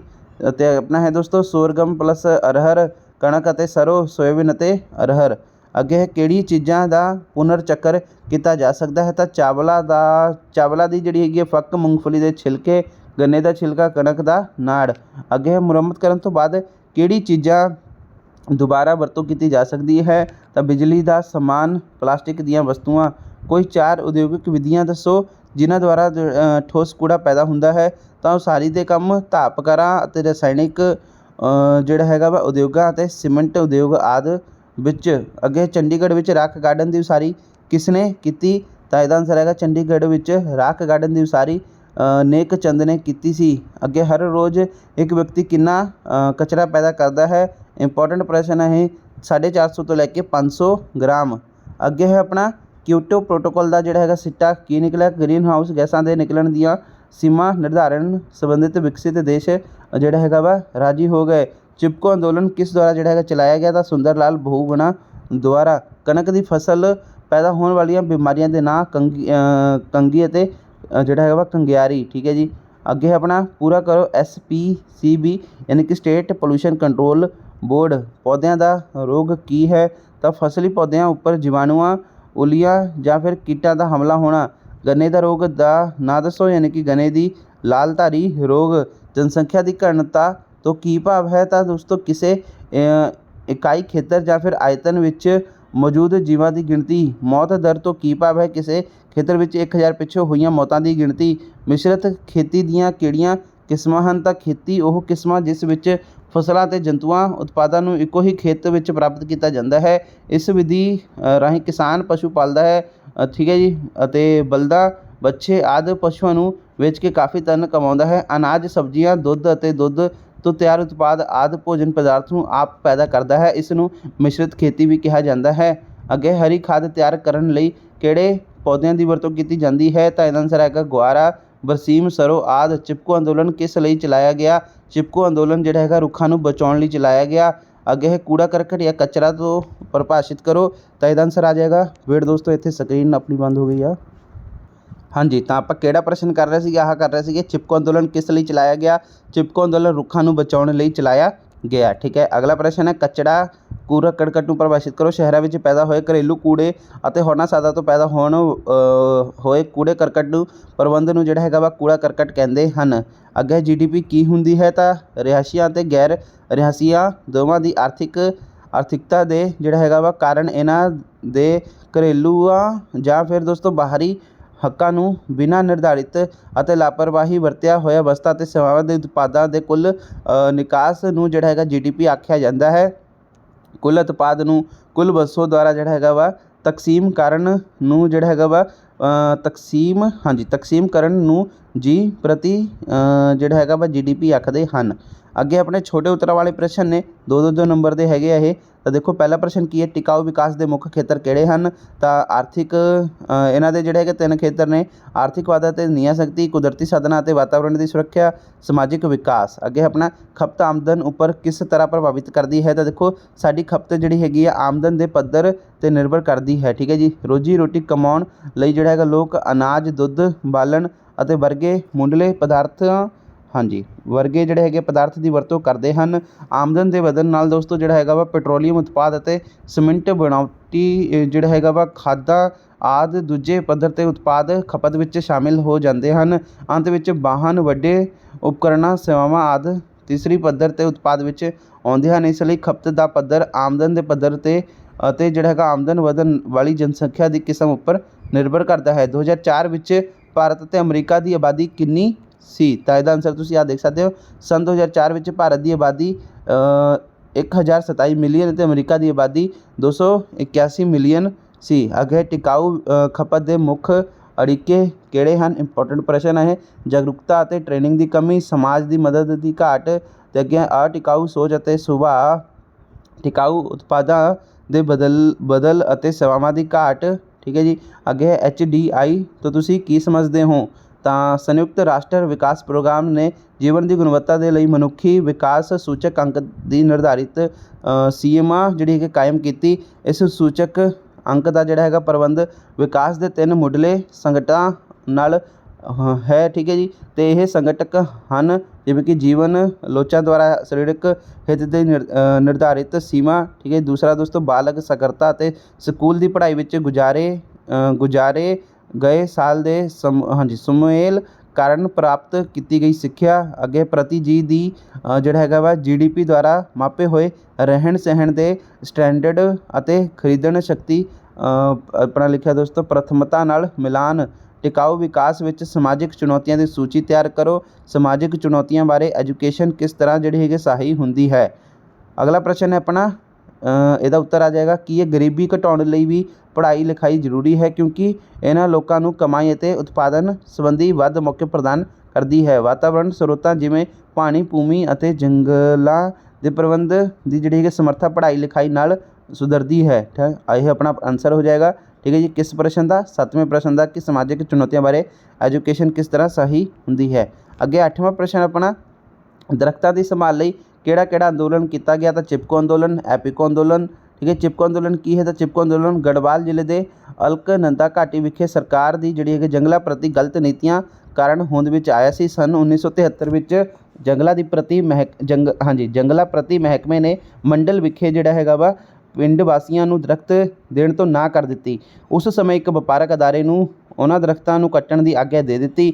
ਤਾਂ ਇੱਕ ਜਿਹੜੇ ਹੈਗੇ ਆ ਮਸ਼ਹੂਰ ਕਾਰਜਕਰਤਾ ਚੰਦੀ ਹਾਂਜੀ, ਚੰਦੀ ਪ੍ਰਸਾਦ ਭੱਟ ਨੇ ਦਰੱਖਤਾਂ ਨੂੰ ਬਚਾਉਣ ਲਈ ਲੋਕਾਂ ਨੂੰ ਉਹਨਾਂ ਨਾਲ ਦਰੱਖਤ ਨਾਲ ਜਿਹੜਾ ਹੈਗਾ ਚਿਪਕ ਜਾਣ ਦੀ ਸਲਾਹ ਦਿੱਤੀ ਤਾਂ ਜੋ ਉਹਨਾਂ ਨੂੰ ਬਚਾਇਆ ਜਾ ਸਕੇ। ਸੰਨ 1974 ਵਿੱਚ ਰੈਣੀ ਪਿੰਡ ਵਿਖੇ ਠੇਕੇਦਾਰਾਂ ਦੁਆਰਾ ਜਿਹੜਾ ਹੈਗਾ ਵਾ ਦਰੱਖਤਾਂ ਨੂੰ ਕੱਟਣ ਤੋਂ ਰੋਕਣ ਲਈ ਉਸ ਪਿੰਡ ਦੀਆਂ ਔਰਤਾਂ ਨੇ ਦਰੱਖਤ ਨਾਲ ਚਿਪਕ ਕੇ ਕਟਾਈ ਰੋਕਿਆ, ਕਿਉਂਕਿ ਇਸ ਸਮੇਂ ਜਿਹੜਾ ਹੈਗਾ ਪਿੰਡ ਦੇ ਆਦਮੀ ਕੰਮ 'ਤੇ ਗਏ ਹੋਏ ਸਨ। ਅੱਗੇ ਆਪਣਾ ਕੇਂਦਰੀ ਪ੍ਰਦੂਸ਼ਣ ਕੰਟਰੋਲ ਬੋਰਡ ਦੇ ਕੀ ਕੰਮ ਨੇ, ਤਾਂ ਸਭ ਤੋਂ ਪਹਿਲਾਂ ਰਾਜ ਦੇ ਵੱਖ-ਵੱਖ ਖੇਤਰਾਂ ਵਿੱਚ ਨਦੀਆਂ ਅਤੇ ਖੂਹਾਂ ਦੀ ਸਫਾਈ ਦਾ ਪ੍ਰਬੰਧ ਕਰਨਾ, ਹਵਾ ਦੀ ਗੁਣਵੱਤਾ ਵਿੱਚ ਸੁਧਾਰ ਅਤੇ ਦੇਸ਼ ਵਿੱਚ ਹਵਾ ਪ੍ਰਦੂਸ਼ਣ ਨੂੰ ਰੋਕਣਾ ਅਤੇ ਕਾਬੂ ਕਰਨਾ ਅਤੇ ਖਤਮ ਕਰਨਾ। ਰਾਜ ਪ੍ਰਦੂਸ਼ਣ ਕੰਟਰੋਲ ਬੋਰਡ ਦੇ ਕੀ ਕੰਮ ਨੇ, ਤਾਂ ਰਾਜ ਦੇ ਵੱਖ-ਵੱਖ ਖੇਤਰਾਂ ਵਿੱਚ ਨਦੀਆਂ ਅਤੇ ਖੂਹਾਂ ਦੀ ਸਫਾਈ ਦਾ ਪ੍ਰਬੰਧ ਕਰਨਾ, ਹਵਾ ਦੀ ਗੁਣਵੱਤਾ ਵਿੱਚ ਸੁਧਾਰ ਅਤੇ ਦੇਸ਼ ਦੀ ਹਵਾ ਪ੍ਰਦੂਸ਼ਣ ਨੂੰ ਰੋਕਣਾ ਅਤੇ ਕਾਬੂ ਕਰਨਾ ਅਤੇ ਖਤਮ ਕਰਨਾ। ਠੀਕ ਹੈ ਜੀ। ਤਾਂ ਉੱਪਰ ਕੀ ਸੀਗਾ, ਉੱਪਰ ਵੀ ਸ਼ਾਇਦ ਹਾਂਜੀ ਉਹ ਕੇਂਦਰੀ ਦਾ ਸੀਗਾ, ਇਹ ਰਾਜ ਦਾ ਵਾ। ਠੀਕ ਹੈ ਜੀ। ਤਾਂ ਅੱਗੇ ਆਪਣਾ FAO ਯਾਨੀ ਕਿ ਆਪਣਾ food and agriculture organisation, HYB ਦਾ ਇਹਦਾ ਹੈਗਾ ਆਪਣਾ ਹਾਈ ਈਲਡ ਵੈਰਾਈਟੀ। ਠੀਕ ਹੈ ਜੀ। ਅੱਗੇ ਆਪਣਾ ਟਿਕਾਊ ਖੇਤੀਬਾੜੀ ਤੋਂ ਕੀ ਭਾਵ ਹੈ, ਤਾਂ ਟਿਕਾਊ ਖੇਤੀਬਾੜੀ ਤੋਂ ਭਾਵ ਹੈ ਖੇਤੀਬਾੜੀ ਦੇ ਉਦੇਸ਼ ਲਈ ਕੁਦਰਤੀ ਸਰੋਤਾਂ ਦੀ ਕਾਮਯਾਬੀ ਨਾਲ ਦੇਖਭਾਲ ਤਾਂ ਜੋ ਬਦਲਦੀਆਂ ਹੋਈਆਂ ਮਨੁੱਖੀ ਜ਼ਰੂਰਤਾਂ ਦੀ ਪੂਰਤੀ ਦੇ ਨਾਲ ਨਾਲ ਵਾਤਾਵਰਣ ਅਤੇ ਕੁਦਰਤੀ ਸਰੋਤਾਂ ਦੀ ਸੰਭਾਲ ਵੀ ਹੁੰਦੀ ਰਹੇ। ਹਰੀ ਖਾਦ ਦੇ ਜਿਹੜਾ ਹੈਗਾ ਹਰੀ ਖਾਦ ਦੇ ਦੋ ਨਾਲ ਲਿਖੋ, ਯਾਨੀ ਕਿ ਸਵੈਹੈਪ ਅਤੇ ਆਪਣਾ ਦੋਸਤੋ ਸੇਮਬੇਨੀਆ ਹੁਇਲੇਟਾ। ਠੀਕ ਹੈ ਜੀ। ਅੱਗੇ ਆਪਣਾ ਫਾਸਫੇਟ ਖਾਦਾਂ ਦੇ ਦੋ ਨਾਲ ਲਿਖੋ, ਤਾਂ ਦੇਖ ਸਕਦੇ ਹੋ ਦੋਸਤੋ ਅਮੋਨੀਅਮ ਫਾਸਫੇਟ ਅਤੇ ਸੁਪਰ ਫਾਸਫੇਟ। ਹਰੀ ਖਾਦ ਦੇ ਕੋਈ ਦੋ ਲਾਭ ਦੱਸੋ, ਤਾਂ ਦੋਸਤੋ ਦੇਖ ਸਕਦੇ ਹੋ ਕਾਰਬਨੀ ਪਦਾਰਥ ਸਪਲਾਈ ਕਰਦੀ ਹੈ, ਨਾਈਟ੍ਰੋਜਨ ਦਿੰਦੀ ਹੈ। ਅੱਗੇ ਹੈ ਆਪਣਾ ਤੀਸਰਾ ਦੋਸਤੋ ਕੀ ਹੈ, ਭੂ-ਖੋਰ ਅਤੇ ਰਿਸਾਵ ਦੀ ਸਮੱਸਿਆ ਤੋਂ ਬਚਾਉਂਦੀ ਹੈ। 18ਵਾਂ ਪ੍ਰਸ਼ਨ ਕੀ ਹੈ ਆਪਣਾ ਇੱਥੇ, ਯੂਟਰੀਫਿਕੇਸ਼ਨ ਤੋਂ ਕੀ ਭਾਵ ਹੈ। ਠੀਕ ਹੈ ਜੀ। ਤਾਂ ਯੂਟਰੀਫਿਕੇਸ਼ਨ ਤੋਂ ਭਾਵ ਹੈ ਕਿ ਪਾਣੀ ਵਿੱਚ ਜਿਹੜਾ ਹੈਗਾ ਵਾ ਨਾਈਟ੍ਰੇਟਸ ਅਤੇ ਫਾਸਫੋਰਸ ਦੀ ਸੰਘਣਤਾ ਹੋਣ ਦੇ ਕਾਰਨ ਹਰੀ ਘਾਈ ਦੀ ਲੋੜ ਤੋਂ ਵੱਧ ਪੈਦਾ ਹੋਣਾ, ਜਿਸ ਕਾਰਨ ਦੋਸਤੋ ਸੂਖਮ ਜੀਵਾਂ ਦੁਆਰਾ ਉਸ ਦਾ ਜਿਹੜਾ ਹੈਗਾ ਅਪਘਟਨ ਹੋ ਜਾਂਦਾ ਹੈ ਅਤੇ ਆਕਸੀਜਨ ਦੀ ਕਮੀ ਹੋ ਜਾਂਦੀ ਹੈ। ਆਕਸੀਜਨ ਦੇ ਇਸ ਘਟਣ ਨੂੰ ਹੀ ਯੂਟਰੀਫਿਕੇਸ਼ਨ ਕਹਿੰਦੇ ਹਨ। ਅੱਗੇ ਸਿੰਚਾਈ ਸਾਧਨ ਦੀਆਂ ਦੋ ਕਿਸਮਾਂ ਦੇ ਬਾਰੇ ਜਾਣਕਾਰੀ ਦਿਓ, ਤਾਂ ਤਾਂ ਸਭ ਤੋਂ ਪਹਿਲਾਂ ਹੈ ਤਲਾਬ ਮੀਂਹ ਦੇ ਪਾਣੀ ਵਿੱਚ ਜਿਹੜਾ ਹੈਗਾ ਵਾ ਬੁੱਚ ਖੇਤਰਾਂ ਤੋਂ ਵਹਿੰਦੇ ਪਾਣੀ ਨੂੰ ਇਕੱਠਾ ਕਰਨ ਵਾਲੇ ਛੋਟੇ ਹੋਜ਼ ਹੁੰਦੇ ਹਨ। ਠੀਕ ਹੈ ਜੀ। ਅਤੇ ਅੱਗੇ ਲਿਖਿਆ ਦੋਸਤੋ ਇਹਨਾਂ ਨੇ ਕਿ ਸਟੋਰ ਕੀਤੇ ਪਾਣੀ ਦੀ ਸਿੰਚਾਈ ਕਰਨ ਲਈ ਵਰਤੋਂ ਕੀਤੀ ਜਾਂਦੀ ਹੈ। ਅੱਗੇ ਹੈ ਦਰਿਆ, ਤਾਂ ਸਾਡੇ ਦੇਸ਼ ਵਿੱਚ ਦਰਿਆਈ ਸਿੰਚਾਈ ਦੇ ਕਈ ਪ੍ਰੋਜੈਕਟ ਕੰਮ ਕਰ ਰਹੇ ਹਨ। ਦਰਿਆਵਾਂ ਉੱਤੇ ਬੰਨ੍ਹ, ਡੈਮਾਂ ਅਤੇ ਮੋੜਾਂ ਦਾ ਨਿਰਮਾਣ ਕਰਕੇ ਪਾਣੀ ਦੇ ਵਹਿਣ ਦਾ ਰੁੱਖ ਮੋੜਿਆ ਜਾਂਦਾ ਹੈ। ਇਹਨਾਂ ਬੰਨ੍ਹਾਂ ਅਤੇ ਡੈਮਾਂ ਆਦਿ ਜਿਹੜੇ ਹੈਗੇ ਆ ਵਾਲਵ ਲਗਾ ਕੇ, ਠੀਕ ਹੈ ਜੀ, ਸਲਾਈਸ ਵਾਲਵ ਲਗਾ ਕੇ ਪਾਣੀ ਹੇਠਲੇ ਪਾਸੇ ਵੱਲ ਵਗਣ ਨੂੰ ਨਿਯੰਤਰਿਤ ਕੀਤਾ ਜਾਂਦਾ ਹੈ ਅਤੇ ਇਹ ਵਾਲਵ ਉੱਪਰ ਆਉਣ ਵਾਲੇ ਪਾਣੀ ਦੇ ਵਹਾਅ ਨੂੰ ਕੰਟਰੋਲ ਕਰਦੇ ਹਨ। ਠੀਕ ਹੈ, ਤਾਂ ਤੁਹਾਡਾ ਆਨਸਰ ਇਹ ਹੋ ਜਾਏਗਾ। ਅਗਲਾ ਪ੍ਰਸ਼ਨ ਕੀ ਹੈ ਕਿ ਸਕੈਬ ਤੋਂ ਕੀ ਭਾਵ ਹੈ, ਤਾਂ ਇਸ ਰੋਗ ਵਿੱਚ ਪੇਪੜੀ ਵਰਗੇ ਜਿਹੜੇ ਹੈਗੇ ਸਖਤ ਨਿਸ਼ਾਨ ਮੁੱਖ ਪੌਦੇ ਦੀ ਸਤ੍ਹਾ 'ਤੇ ਵਿਖਾਈ ਦੇਣ ਪੈਂਦੇ ਹਨ, ਜਿਸ ਕਾਰਨ ਇਹ ਬਹੁਤ ਸਖਤ ਹੋ ਜਾਂਦਾ ਹੈ, ਜਿਵੇਂ ਕਿ ਸੇਬਾਂ ਦੀ ਸਤ੍ਹਾ ਦਾ ਸਖਤ ਨਿਸ਼ਾਨ। ਠੀਕ ਹੈ ਜੀ। ਅੱਗੇ ਕਣਕ ਰੋਗ ਦੀਆਂ ਬਿਮਾਰੀਆਂ ਦੇ ਨਾਂ ਦੱਸੋ, ਕਣਕ ਦਾ ਕੁੰਗੀ ਰੋਗ, ਕਣਕ ਦੀ ਕੰਗਿਆਰੀ। ਠੀਕ ਹੈ ਜੀ। ਅਗਲਾ ਪ੍ਰਸ਼ਨ ਹੈ ਆਪਣਾ ਭੋਜਨ ਦੀ ਸੰਭਾਲ ਦੀਆਂ ਵੱਖ-ਵੱਖ ਵਿਧੀਆਂ ਦੱਸੋ, ਤਾਂ ਇਹਦਾ ਆਨਸਰ ਆ ਜਾਏਗਾ ਆਪਣਾ ਸੁਕਾਉਣਾ ਜਾਂ ਧੁੱਪ ਵਿੱਚ ਸੁਕਾਉਣਾ। ਠੀਕ ਹੈ ਜੀ। ਅੱਗੇ ਹੈ ਨਮਕ ਅਤੇ ਚੀਨੀ ਨੂੰ ਮਿਲਾ ਕੇ ਸੰਭਾਲਣਾ, ਅਤੀ ਠੰਡਾ ਕਰਨਾ, ਰਸਾਇਣਿਕ ਸੰਭਾਲ। ਅੱਗੇ ਹੈ ਆਪਣਾ ਅੰਤਰਰਾਸ਼ਟਰੀ ਫਸਲ ਦੇ ਲਾਭ ਦੱਸੋ, ਤਾਂ ਸਭ ਤੋਂ ਪਹਿਲਾਂ ਹੈ ਕਿਸਾਨ ਦੀ ਮਿਹਨਤ ਅਤੇ ਸਮੇਂ ਦੀ ਬਚਤ ਹੁੰਦੀ ਹੈ। ਕਿਸਾਨ ਫਸਲ ਦੀ ਲੋੜ ਅਨੁਸਾਰ ਖਾਦਾਂ ਅਤੇ ਕੀਟਨਾਸ਼ਕ ਦਾ ਛਿੜਕਾਅ ਕਰ ਸਕਦਾ ਹੈ। ਕਿਸਾਨ ਦੋਵੇਂ ਫਸਲਾਂ ਦੀ ਕਟਾਈ ਅਤੇ ਜਿਹੜੀ ਹੈਗੀ ਹੈ ਗਹਾਈ ਅਲੱਗ-ਅਲੱਗ ਕਰ ਸਕਦਾ ਹੈ। ਅੱਗੇ ਜੈਵਿਕ ਜੜੀ ਬੂਟੀ ਨਾਸ਼ਕ ਤੋਂ ਕੀ ਭਾਵ ਹੈ, ਤਾਂ ਇਹੋ ਜਿਹੇ ਰਸਾਇਣਿਕ ਪਦਾਰਥ ਹੁੰਦੇ ਹਨ ਜੋ ਨਦੀਨਾਂ ਦਾ ਨਾਸ਼ ਕਰਨ ਲਈ ਵਰਤੇ ਜਾਂਦੇ ਹਨ। ਨਦੀਨਾਂ ਨੂੰ ਕਾਬੂ ਕਰਨ ਦੀ ਜਿਹੜੀ ਹੈਗੀ ਜੈਵਿਕ ਵਿਧੀ ਅਧਿਕ ਅਸਰਦਾਰ ਹੈ, ਘੱਟ ਖਰਚੀਲੀ ਹੈ, ਜਿਸ ਨਾਲ ਪ੍ਰਦੂਸ਼ਣ ਵੀ ਨਹੀਂ ਫੈਲਦਾ। ਅੱਗੇ ਹੈ ਅੰਤਰੀ ਫਸਲੀ ਤੋਂ ਕੀ ਭਾਵ ਹੈ, ਤਾਂ ਅੰਤਰੀ ਫਸਲੀ ਤੋਂ ਭਾਵ ਹੈ ਦੋ ਜਾਂ ਫਿਰ ਦੋ ਤੋਂ ਵੱਧ ਫਸਲਾਂ ਨੂੰ ਇੱਕੋ ਹੀ ਖੇਤ ਵਿੱਚ ਕਤਾਰਾਂ ਵਿੱਚ ਇਕੱਠੇ ਉਗਾਉਣਾ। ਅੱਗੇ ਆਪਣਾ GM ਫਸਲ ਤੋਂ ਕੀ ਭਾਵ ਹੈ, GM ਫਸਲ ਤੋਂ ਭਾਵ ਹੈ ਕਿ ਫਸਲ ਅਤੇ ਪਸ਼ੂ ਧਨ ਦੇ DNA ਨੂੰ ਬਾਇਓਟੈਕਨੋਲੋਜੀ ਦੀ ਵਰਤੋਂ ਕਰਕੇ ਇਸ ਵਿੱਚ ਸੁਧਾਰ ਲਿਆਂਦਾ ਜਾਂਦਾ ਹੈ। ਠੀਕ ਹੈ ਜੀ। ਅਜਿਹਾ ਸੁਧਾਰ ਲਿਆਉਣ ਦੇ ਫਲਸਰੂਪ ਇਹਨਾਂ ਸੁਧਾਰਿਆ ਹੋਈਆਂ ਫਸਲਾਂ ਨੂੰ ਅਤੇ ਪਸ਼ੂ ਧਨ ਦੀ ਨਾ ਕੇਵਲ ਗੁਣਵੱਤਾ ਹੀ ਵੱਧ ਜਾਂਦੀ ਹੈ, ਸਗੋਂ ਇਹਨਾਂ ਦੀ ਉਤਪਾਦਕਤਾ ਵਿੱਚ ਵੀ ਕਾਫੀ ਜ਼ਿਆਦਾ ਵ੍ਰਿੱਧੀ ਹੋ ਜਾਂਦੀ ਹੈ। ਇਹ ਪੌਦੇ ਅਤੇ ਪਸ਼ੂ ਬਿਮਾਰੀਆਂ ਦਾ ਟਾਕਰਾ ਵੀ ਕਰ ਸਕਣ ਦੇ ਸਮਰੱਥ ਹੁੰਦੀਆਂ ਹਨ। ਠੀਕ ਹੈ ਜੀ। ਤੇ ਅਜਿਹੇ ਪੌਦਿਆਂ ਨੂੰ ਜਿਹੜਾ ਹੈਗਾ ਵਾ ਜਨਨਿਕ ਤੌਰ 'ਤੇ ਸੁਧੇਰੇ ਹੋਏ ਪੌਦੇ ਜਿਹੜਾ ਹੈਗਾ ਵਾ ਆਖਦੇ ਹਨ, ਸੁਧਰੇ ਹੋਏ ਠੀਕ ਹੈ ਜੀ। ਵੱਧਦੀ ਆਬਾਦੀ ਦੇ ਕੋਈ ਦੋਸਤੋ ਦੋ ਨੁਕਸਾਨ ਦੱਸੋ। ਪ੍ਰਤੀ ਵਿਅਕਤੀ ਆਮਦਨ ਦੀ ਕਮੀ, ਖੇਤੀਯੋਗ ਭੂਮੀ ਦੀ ਘਾਟ ਤੇ ਅੱਗੇ ਆਪਣਾ DDT ਦੇ ਨੁਕਸਾਨ ਕੀ ਨੇ ਤਾਂ DDT ਭੋਜਨ ਲੜੀ ਵਿੱਚ ਦਾਖਲ ਹੋ ਕੇ ਮਨੁੱਖਾਂ ਲਈ ਜਿਹੜਾ ਹੈਗਾ ਕਈ ਤਰ੍ਹਾਂ ਦੇ ਦੋਸ਼ ਉਤਪੰਨ ਕਰ ਦਿੰਦੀ ਹੈ। ਗੰਨੇ ਤੋਂ ਪ੍ਰਾਪਤ ਹੋਣ ਵਾਲੀ ਰਹਿੰਦ ਖੂੰਹਦ ਨੂੰ ਕਿਸ ਕਿਸਮ ਲਈ ਵਰਤਿਆ ਗਿਆ ਹੈ ਤਾਂ ਗੱਤਾ ਤਿਆਰ ਕਰਨ ਲਈ। ਖਪਤ ਨਾਲ ਸੰਬੰਧਿਤ ਕੋਈ ਦੋ ਮੁਸ਼ਕਲਾਂ ਬਾਰੇ ਦੱਸੋ। ਪਾਣੀ, ਹਵਾ ਤੇ ਮਿੱਟੀ ਦਾ ਪ੍ਰਦੂਸ਼ਣ ਤੇ ਠੋਸ ਕਚਰੇ ਦੇ ਨਿਪਟਾਰੇ ਦਾ ਵਿੱਚ ਜਿਹੜਾ ਹੈਗਾ ਵਾ ਮੁਸ਼ਕਿਲ। ਅਗਲਾ ਪ੍ਰਸ਼ਨ ਦੇਖਦੇ ਹਾਂ। ਅਗਲਾ ਪ੍ਰਸ਼ਨ ਕੀ ਹੈ, ਇਹਦਾ ਤੀਸਰਾ ਪੁਆਇੰਟ ਆ ਉੱਪਰ ਵਾਲੇ ਪ੍ਰਸ਼ਨ ਦਾ, ਵਿਸ਼ਵ ਤਾਪਮਾਨ ਦਾ ਵਾਧਾ। ਅੱਗੇ ਆਪਣਾ 31ਵਾਂ ਪ੍ਰਸ਼ਨ, ਤੇਜ਼ਾਬੀ ਵਰਖਾ ਕੀ ਹੈ, ਇਸ ਨੂੰ ਕਿਸ ਵਿਧੀ ਦੁਆਰਾ ਰੋਕਿਆ ਜਾ ਸਕਦਾ ਹੈ। ਇੰਪੋਰਟੈਂਟ ਪ੍ਰਸ਼ਨ ਹੈ ਇਹ, ਦੇਖ ਲਓ ਠੀਕ ਹੈ ਜੀ। ਬਹੁਤ ਸਾਰੇ ਉਦਯੋਗ ਤੋਂ ਸਲਫਰ ਡਾਈਆਕਸਾਈਡ ਅਤੇ ਨਾਈਟ੍ਰੋਜਨ ਦੇ ਆਕਸਾਈਡ ਪੈਦਾ ਹੁੰਦੇ ਹਨ। ਮੁਕਤ ਹੋਣ ਉਪਰੰਤ ਇਹ ਗੈਸਾਂ ਵਾਯੂਮੰਡਲ ਵਿੱਚ ਮੌਜੂਦ ਜਲ ਵਾਸ਼ਪਾਂ ਨਾਲ ਮਿਲ ਕੇ ਤੇਜ਼ਾਬ ਜਿਵੇਂ ਕਿ ਸਲਫਿਊਰਿਕ ਐਸਿਡ ਅਤੇ ਨਾਈਟ੍ਰਿਕ ਐਸਿਡ ਬਣਾਉਂਦੇ ਹਨ। ਹਵਾ ਵਿੱਚ ਮੌਜੂਦ ਇਹ ਤੇਜ਼ਾਬ ਮੀਂਹ ਪੈਣ 'ਤੇ ਪਾਣੀ ਵਿੱਚ ਘੁਲ ਕੇ ਧਰਤੀ ਉੱਪਰ ਜਿਹੜੇ ਹੈਗੇ ਡਿੱਗਦੇ ਹਨ। ਬਾਂਦੇ ਮੀਂਹ ਦੇ ਪਾਣੀ ਵਿੱਚ ਘੁਲ ਕੇ ਧਰਤੀ ਉੱਤੇ ਡਿੱਗਣ ਨੂੰ ਤੇਜ਼ਾਬੀ ਵਰਖਾ ਆਖਦੇ ਹਨ। ਤੇਜ਼ਾਬੀ ਵਰਖਾ ਤੋਂ ਬਚਾਅ ਦੇ ਉਪਾਅ ਕੀ ਨੇ ਤਾਂ ਅਜਿਹੇ ਕੋਲੇ ਦੀ ਇੰਧਨ ਵਜੋਂ ਵਰਤੋਂ ਕੀਤੀ ਜਾਣੀ ਚਾਹੀਦੀ ਹੈ ਜਿਸ ਵਿੱਚ ਸਲਫਰ ਦੀ ਮਾਤਰਾ ਬਹੁਤ ਹੀ ਥੋੜ੍ਹੀ ਹੋਵੇ। ਅੱਗੇ ਭੱਠਿਆਂ ਦੀ ਚਿਮਨੀਆਂ ਵਿੱਚ ਜਿਹੜਾ ਹੈਗਾ ਝਾਵੇਂ ਲਗਾਏ ਜਾਣ 'ਤੇ ਜਿਹੜਾ ਹੈਗਾ ਵਾ ਧੂਏ ਦੇ ਵਾਯੂਮੰਡਲ ਵਿੱਚ ਮੁਕਤ ਹੋਣ ਤੋਂ ਪਹਿਲਾਂ ਇਸ ਵਿੱਚ ਗੈਸਾਂ ਰਹਿਤ ਹੋ ਸਕੇ। ਅੱਗੇ ਸੌਰ ਪ੍ਰਦੂਸ਼ਣ ਦੇ ਜਿਹੜੇ ਹੈਗੇ ਕਿਹੜੇ ਸਰੋਤ ਹਨ ਤਾਂ ਇਹਦਾ ਆਨਸਰ ਆਏਗਾ ਆਪਣਾ ਉੱਚੀ ਆਵਾਜ਼ ਪੈਦਾ ਕਰਨ ਵਾਲੇ ਸਰੋਤ ਜਿਵੇਂ ਕਿ ਮਸ਼ੀਨਾਂ, ਹਵਾਈ ਜਹਾਜ਼, ਮੋਟਰ ਕਾਰਾਂ, ਸਕੂਟਰ ਅਤੇ ਪਟਾਕੇ ਆਦਿ। ਕਿਹੜੀਆਂ ਗੈਸਾਂ ਕਾਰਨ ਤੇਜ਼ਾਬੀ ਵਰਖਾ ਪੈਦਾ ਹੁੰਦੀ ਹੈ ਤਾਂ ਇਹਦਾ ਆਨਸਰ ਆਏਗਾ ਬਹੁਤ ਸਾਰੇ ਉਦਯੋਗ ਤੋਂ ਸਲਫਰ ਡਾਈਆਕਸਾਈਡ ਅਤੇ ਨਾਈਟ੍ਰੋਜਨ ਦੇ ਆਕਸਾਈਡ ਪੈਦਾ ਹੁੰਦੇ ਹਨ। ਮੁਕਤ ਹੋਣ ਉਪਰੰਤ ਇਹ ਗੈਸਾਂ ਵਾਯੂਮੰਡਲ ਵਿੱਚ ਮੌਜੂਦ ਜਲ ਵਾਸ਼ਪਾਂ ਨਾਲ ਮਿਲ ਕੇ ਤੇਜ਼ਾਬਾਂ ਜਿਵੇਂ ਕਿ ਸਲਫਿਊਰਿਕ ਐਸਿਡ ਅਤੇ ਨਾਈਟ੍ਰਿਕ ਐਸਿਡ ਬਣਾਉਂਦੇ ਹਨ। ਹਵਾ ਵਿੱਚ ਮੌਜੂਦ ਇਹ ਤੇਜ਼ਾਬ ਮੀਂਹ ਪੈਣ 'ਤੇ ਪਾਣੀ ਵਿੱਚ ਘੁਲ ਕੇ ਧਰਤੀ ਉੱਪਰ ਡਿੱਗਦੇ ਹਨ ਤੇ ਤੇਜ਼ਾਬਾਂ ਦੇ ਮੀਂਹ ਦੇ ਪਾਣੀ ਵਿੱਚ ਘੁਲ ਕੇ ਧਰਤੀ ਉੱਤੇ ਡਿੱਗਣ ਨੂੰ ਤੇਜ਼ਾਬੀ ਵਰਖਾ ਆਖਦੇ ਹਨ।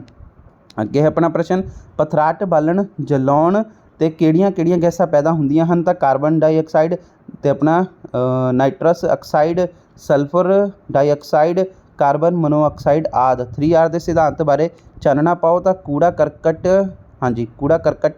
ਘੱਟ ਪੈਦਾ ਕਰਨਾ, ਮੁੜ ਵਰਤੋਂ ਅਤੇ ਪੁਨਰ ਚੱਕਰ ਨੂੰ ਆਮ ਤੌਰ 'ਤੇ 3R ਸਿਧਾਂਤ ਕਹਿੰਦੇ ਹਨ।